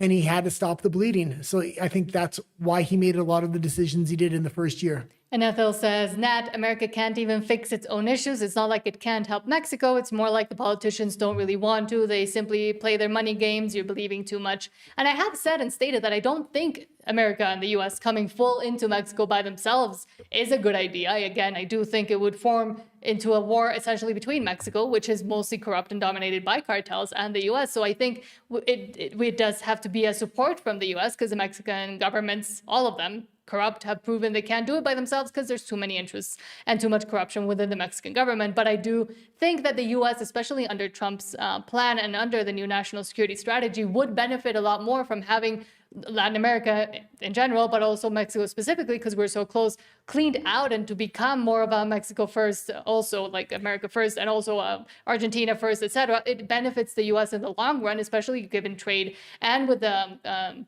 USMCA or whatever Canada calls it, the CUSMA, actually coming in closer than they thought to start implementing these plans. And if they do want to focus on the Northern Hemisphere, as they say in the National Security Plan, then they do have to deal with Mexico in some way. Yes, they haven't wanted to fix it up to now, but at the same time, Mexico is in a really weak point right now with Sheinbaum and with a lot of the people actually, including the farmers and the agricultural workers, wanting to fight with the government and noticing what the government is actually doing. And the U.S. has an opportunity now that I don't think it really has taken advantage of before, because before they were trying to implement that, of getting rid of socialism within Latin America, which has not benefited the U.S. in general. And I'd say one more thing. I try to do it as best as I can. And that is, I understand Trump may have not fulfilled all of his promises, but I can imagine exactly where we would be. We would be at war with Russia right now. The Democrats would have kowtowed to the Europeans' want for war. And all these small things like no more transgendered surgeries or women in men and women's sports. A lot of these issues would have been gone. There wouldn't be any battleground. So as much as it's easy to say Trump's done nothing, imagine where we would be if he didn't get in there. A lot of these cultural issues would be gone. Neoliberalism would have completely taken over the globe at this point. But with those cultural issues, there wouldn't be such a big fracture within the America First MAGA sector, in my opinion. Steve Shapiro says, and this is, I guess, important, we'll look into it in a bit, but says Dems just got owned on the Epstein photos released 2 hours ago. Yeah, I've seen that. Clinton in a jacuzzi, former Israeli Prime Minister, Hillary, Kevin Spacey, painting of Epstein, Clinton, Obama's Schiff. Chris Tucker was in there as well. Yeah, I seen all those photos came out. I was going to put them in. There's more documents coming out. So this is one of the big disappointments of Trump so far was the Epstein files, and they're playing games with what they're releasing, what they're not. They reclosed some files and didn't want to release those. And then they released this batch. I want to see them all released. That being said, I think as we come up to the midterms, there's going to be big document dumps. Quickly, Neo says, have you guys read the Vanity Fair's interview with Susie Wiles? What's your opinion on it? We kind of did talk about it the other day, but do you want to just... I think that was Susie Wild's farewell letter. I think she knows she's on the way out. I think she is positioning herself for a big book deal. That was done over a series of 11 different interviews she gave Vanity Fair that they compiled into one. There was also another funny wrinkle into that. They took absolutely horrible pictures of everybody. And JD Vance said if they made him look the best, he would give him $1,000. And he did look the best amongst those pictures. Marco Rubio is looking at his shoes and a lamp, but he took it in jest and made it his actual profile picture, which that was good. Steve Shapiro says Bitcoin uses the most secure processing protocols in blockchain. I necessarily don't like digital currency generally, but I understand I'm a bit of a boomer with that. But Bitcoin is the best of all the digital currencies without a doubt. I don't like it either. And Sean says Trump is the only choice between the two options. We need to support him. And again, I do think it is.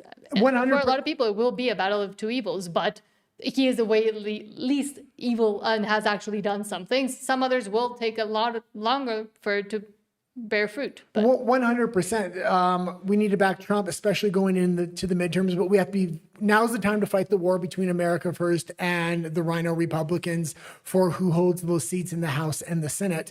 These Rhino Republicans currently own the House. They're not backing Trump on a lot of these votes, so Trump's having to run through executive order. America First candidates have shown that they will back a real change within America. There was one more thing. That's fine. And we do have a pretty much hard out at 8:30 Mexico City time, so in like 15 minutes. Let's continue. So we're going to blast through Canada and Canadian stories.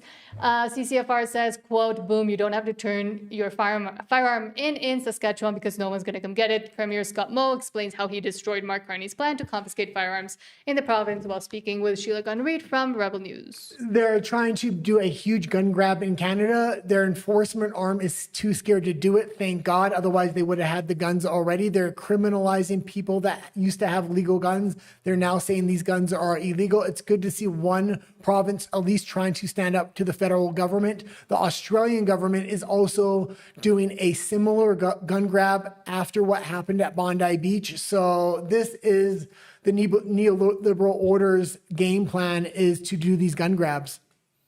You don't have to turn your firearm in Saskatchewan because no one's going to come get it. On firearms. Now, Saskatchewan has been really leading the way. And I say this as an Albertan. You really have been. And doing innovative things like creating an agency and then not funding that agency to assist in to license organizations that want to be involved in Mark Carney's gun grab. Now, your latest policy proposal to help insulate firearms owners from potential criminality by storing and securing those firearms. I've seen some criticisms of this insofar as, well, you're the government. Yeah. I'm going to give the government my guns. That seems like a problem. And now the federal government has them all in one spot. So are there any fail-safes, or have you considered fail-safes in that legislation to prevent the feds from just going, okay, thank you. You have them, now we do. Mm-hmm. This is going to become challenging. I see just this morning this implementation is delayed until next year. Mm-hmm. I suspect that's because the minister is finding some challenges in the operations of what I think is a severely flawed plan, and not a plan that is in any way indicative of the wishes of at least Western Canadians. And I would say, more largely, I think you'd find Canadians that aren't supportive of this policy. Okay, the first time it was trying to be there. That being said, it's good to see these provinces standing up in Canada, like Alberta, like Saskatchewan, and I don't mind if the federal government comes through there with an authoritarian attitude and tries to grab the guns and do other things that are completely out of line, because there are huge separatist movements, not only in Alberta, but now in Saskatchewan, that they might actually separate. And the more authoritarian the federal government gets, the more likely they are to separate. Quebec is also talking about separation. The difference is Ottawa actually fears Quebec separating. If they separate, it's going to be a huge blow to the Liberal voter base. Okay.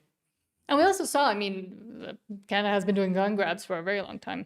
But let's move on to Mark Carney. From Brian Gertison, an important video to watch. Carney can't answer Barton's questions. He knows he can. He couldn't care less how he becomes all-powerful. Carney just wants a majority. And he's been stealing conservatives over to the Liberal side. He only needs one more to get a majority government, and that means he will rule through dictate, and nobody will be able to stop him. There's supposed to be a lot of bad news for the Canadian government come January. I think he wants to get one more conservative before then. Weak-ass conservatives. Spoke to Pierre Poilievre recently. His message to you was that if you want a majority, you have to go back to the Canadian people to get it and not do it by his words, dirty backroom deals. Are you comfortable getting a majority by people crossing the floor? Well, we're in a parliament, and when we pass legislation, we need more people voting for it than against it. I mean, that's the way. Last time I checked, that's the way Parliament works. Right, but that's not what you're doing now. Now you're attracting MPs to the party. MPs are attracted to what we're doing. So there's no active recruitment happening? Premiers are attracted to what we're doing. Right. Premier Ford will be here tomorrow. We'll make a major announcement of cooperation. The Conservative Premier of Ontario. I want to go back to what my question was, which was, are you comfortable getting a majority government through people crossing the floor? I am comfortable commanding the confidence of the House of Commons and getting through the House of Commons, getting support in the House of Commons and votes, and obviously votes and support in the House of Commons for legislation that is going to protect Canadian communities, that's going to build this country, is going to make our country more independent, more sustainable, more prosperous. Are there Okay, if one more conservative crosses the aisle, that's it for Canada for the next 4 years or till the next election. There will not be another election, and it's going to be a shame. The way democracy is being tarnished in Canada and has been for the last 10 years is absolutely insane. And again, Mark Carney used to be in the background, and he is used to making those deals, especially for the Liberals, but now he's at the forefront. And it is interesting to see CBC, which is state-sponsored media, and Barton herself, which has been, bending over backwards for Justin Trudeau, actually doing some kind of journalism and hard questions. Doug Ford is basically a Liberal at this point, and I could see a $20 million or $40 million backroom deal going down, and Doug Ford being that last conservative to kind of cross over. But now to what Canadians are actually living with from Adventures with Sable. Quote, I never thought I'd be reading emails like this. Do you want me to read it or just watch it? Let's just watch it. Okay. I received some information from a landlord who was trying to rent out her house. You are going to want to see this. What she showed me were the emails and the documents that she received for a family applying to rent her unit. And I'm going to be honest, they line up exactly with what I've been saying in my previous videos. This is not speculation, social media, gossip. This is real paperwork used in a real rental application. Based on the documentation the landlord received, this family is being guaranteed roughly $7,000 a month. That works out to over $80,000 for the year before any startup funds. And the startup payment that they received was $15,800. That is more than many Canadians earn working full-time, and it is far more than a lot of our seniors are trying to survive on after paying into this system their entire lives. I hear from Canadians every single day who are working 2 jobs, skipping groceries, delaying dental care, and still falling behind. Seniors are choosing between heat and food, families who did everything right and still can't keep up. And at the same time, this is the level of support quietly being used to secure housing. Okay, that's good. And that's not just $1,000 a month for these immigrants, and they're trying to make it go under the radar as much as possible. Something's going on here. This replacement theory is no longer a theory. They're offering $15,000 a month to these immigrants. This is absolutely insane.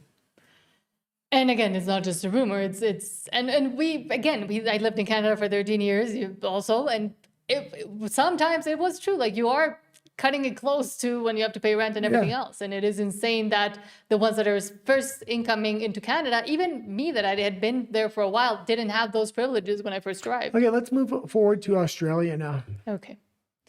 Let me figure out where that is. Yep, that's the one. We have been talking a lot about the Australia under 16 social media ban, and now we're seeing the consequences of what actually Gen Z and under 16s do without social media. And is that, I think, what they do not do without social media, do with social media.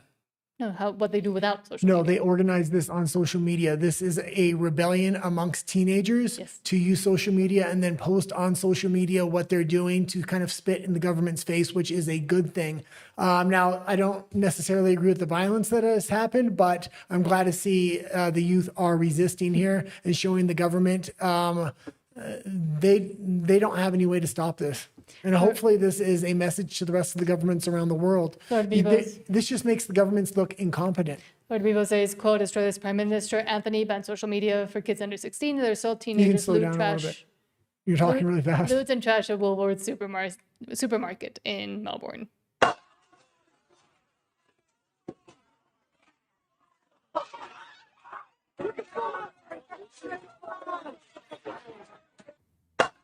So yeah, basically they organized these massive get-togethers. They've been doing this in the States. They all met up on the beach. It got violent on the beach. Then they took over the store. I don't necessarily agree with the violence.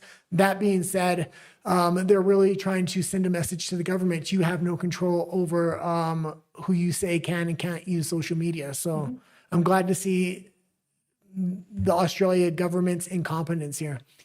And from Australians versus the Agenda, Victoria police have effectively conceded the social media ban isn't working after around 200 teenagers, mostly aged between 14 and 17, were able to organize the storming of a Woolworths store and post footage of it online. And that's what you just seen. Were they planning to, I guess, storm the Woolworths, or was that their plan, or just to meet up on the beach?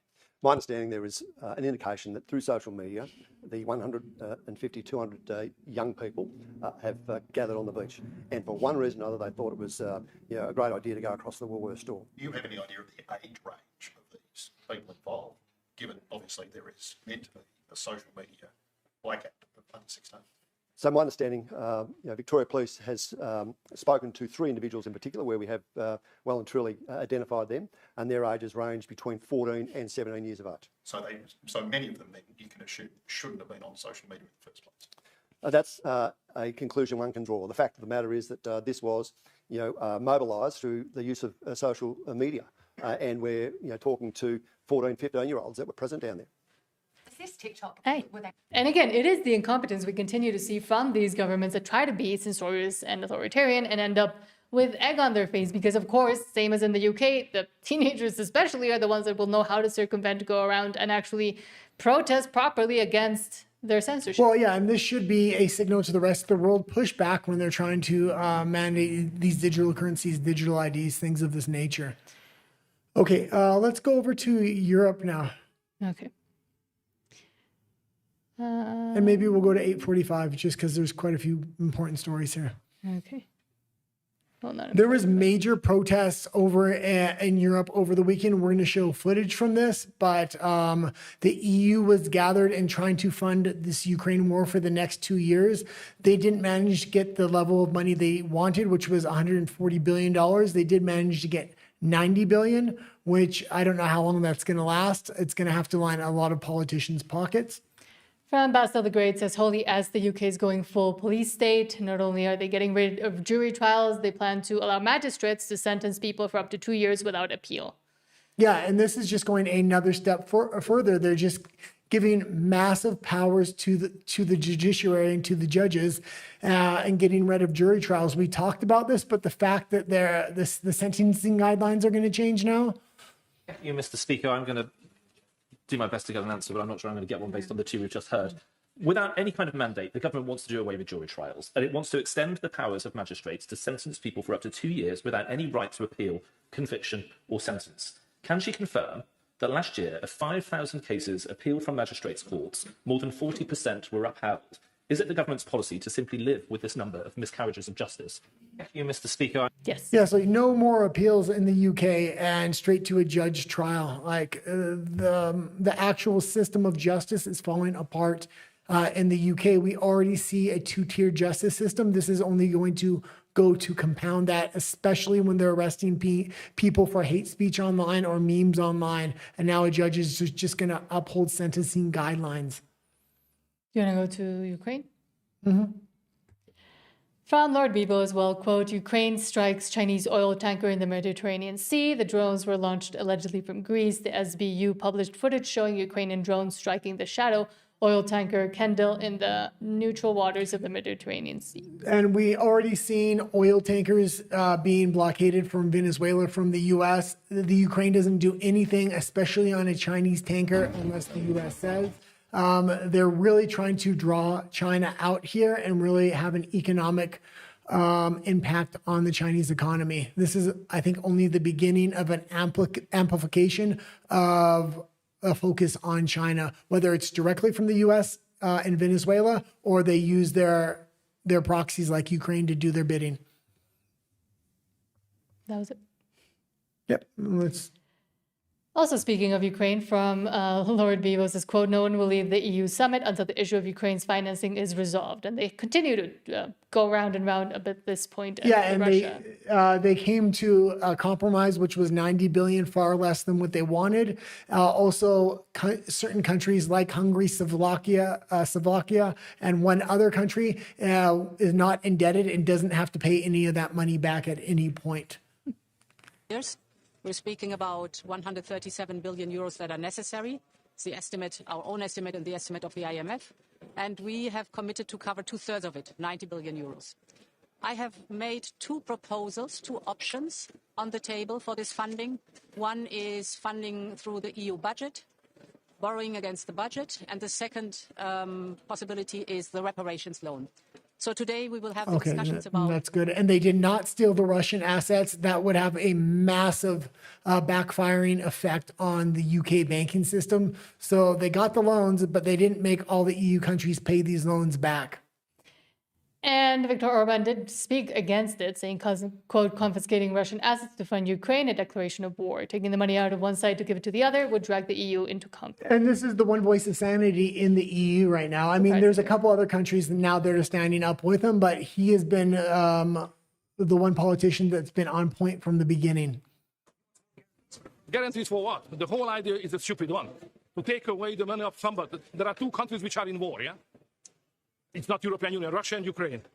And somebody, European Union, would like to take away the money of one of the warriors party and then to give it to another one. It's a marching into the war. So the Belgian Prime Minister is right. We should not do that. Okay. And we can go into the protests that actually happened this weekend if you have that clip. There's two in a row, I think. Yes, so we did see outside of the European Union building farmers setting Brussels on fire, while von der Leyen in Brussels forces everyone to give money to Zelensky. The priorities for the people are clear, and for the EU as well. And the reports coming out of the EU this weekend was they were actually trying to get into the buildings, and they did have massive tractors. They weren't able to get in, but the clips are actually pretty spectacular. And this is right in downtown Brussels, in front of the building. Okay, and we can show the second clip now if you want. I think the second clip is, no, there's another. Let me try and find it. Oh, maybe I got rid of it. Oh, no, that's not it, but. Yeah, that was the only one. Oh, okay. Why don't we skip ahead to, why don't we go to RUMBLE now real quick. And we'll just do a couple stories over there. Okay, quickly, I'll just read the last few comments. Sean says Trump is the... Oh, no, I read that one. I was on RUMBLE. He says, Ethel says it's not just Saskatchewan and Alberta. Also said that they're not confiscating guns, right? Alberta also said they're not confiscating guns? Alberta's completely against it. So is Saskatchewan. So hopefully more provinces start standing up. But even if it goes the wrong way and the federal government comes in here, this is only going to really egg on these separatist movements, which I really do hope somebody stands up and decides to separate from Canada at this point. The federal government has completely overstepped their bounds, the way they're trying to rig democracy by stealing candidates from the other side rather than actually win in an election. And thank you so much to Sean, Neonon, Steve Surfaro, and everybody else that commented. Please do like and subscribe. Oh, and Sneaky Beanie, please do like and subscribe here on YouTube. It really does help us, and we'll see you over at RUMBLE. Have a great weekend. For those that don't follow us. Don't follow us on Rumble. And we still have Ethel here on Rumble, so... Oh, great. We do have one. I think...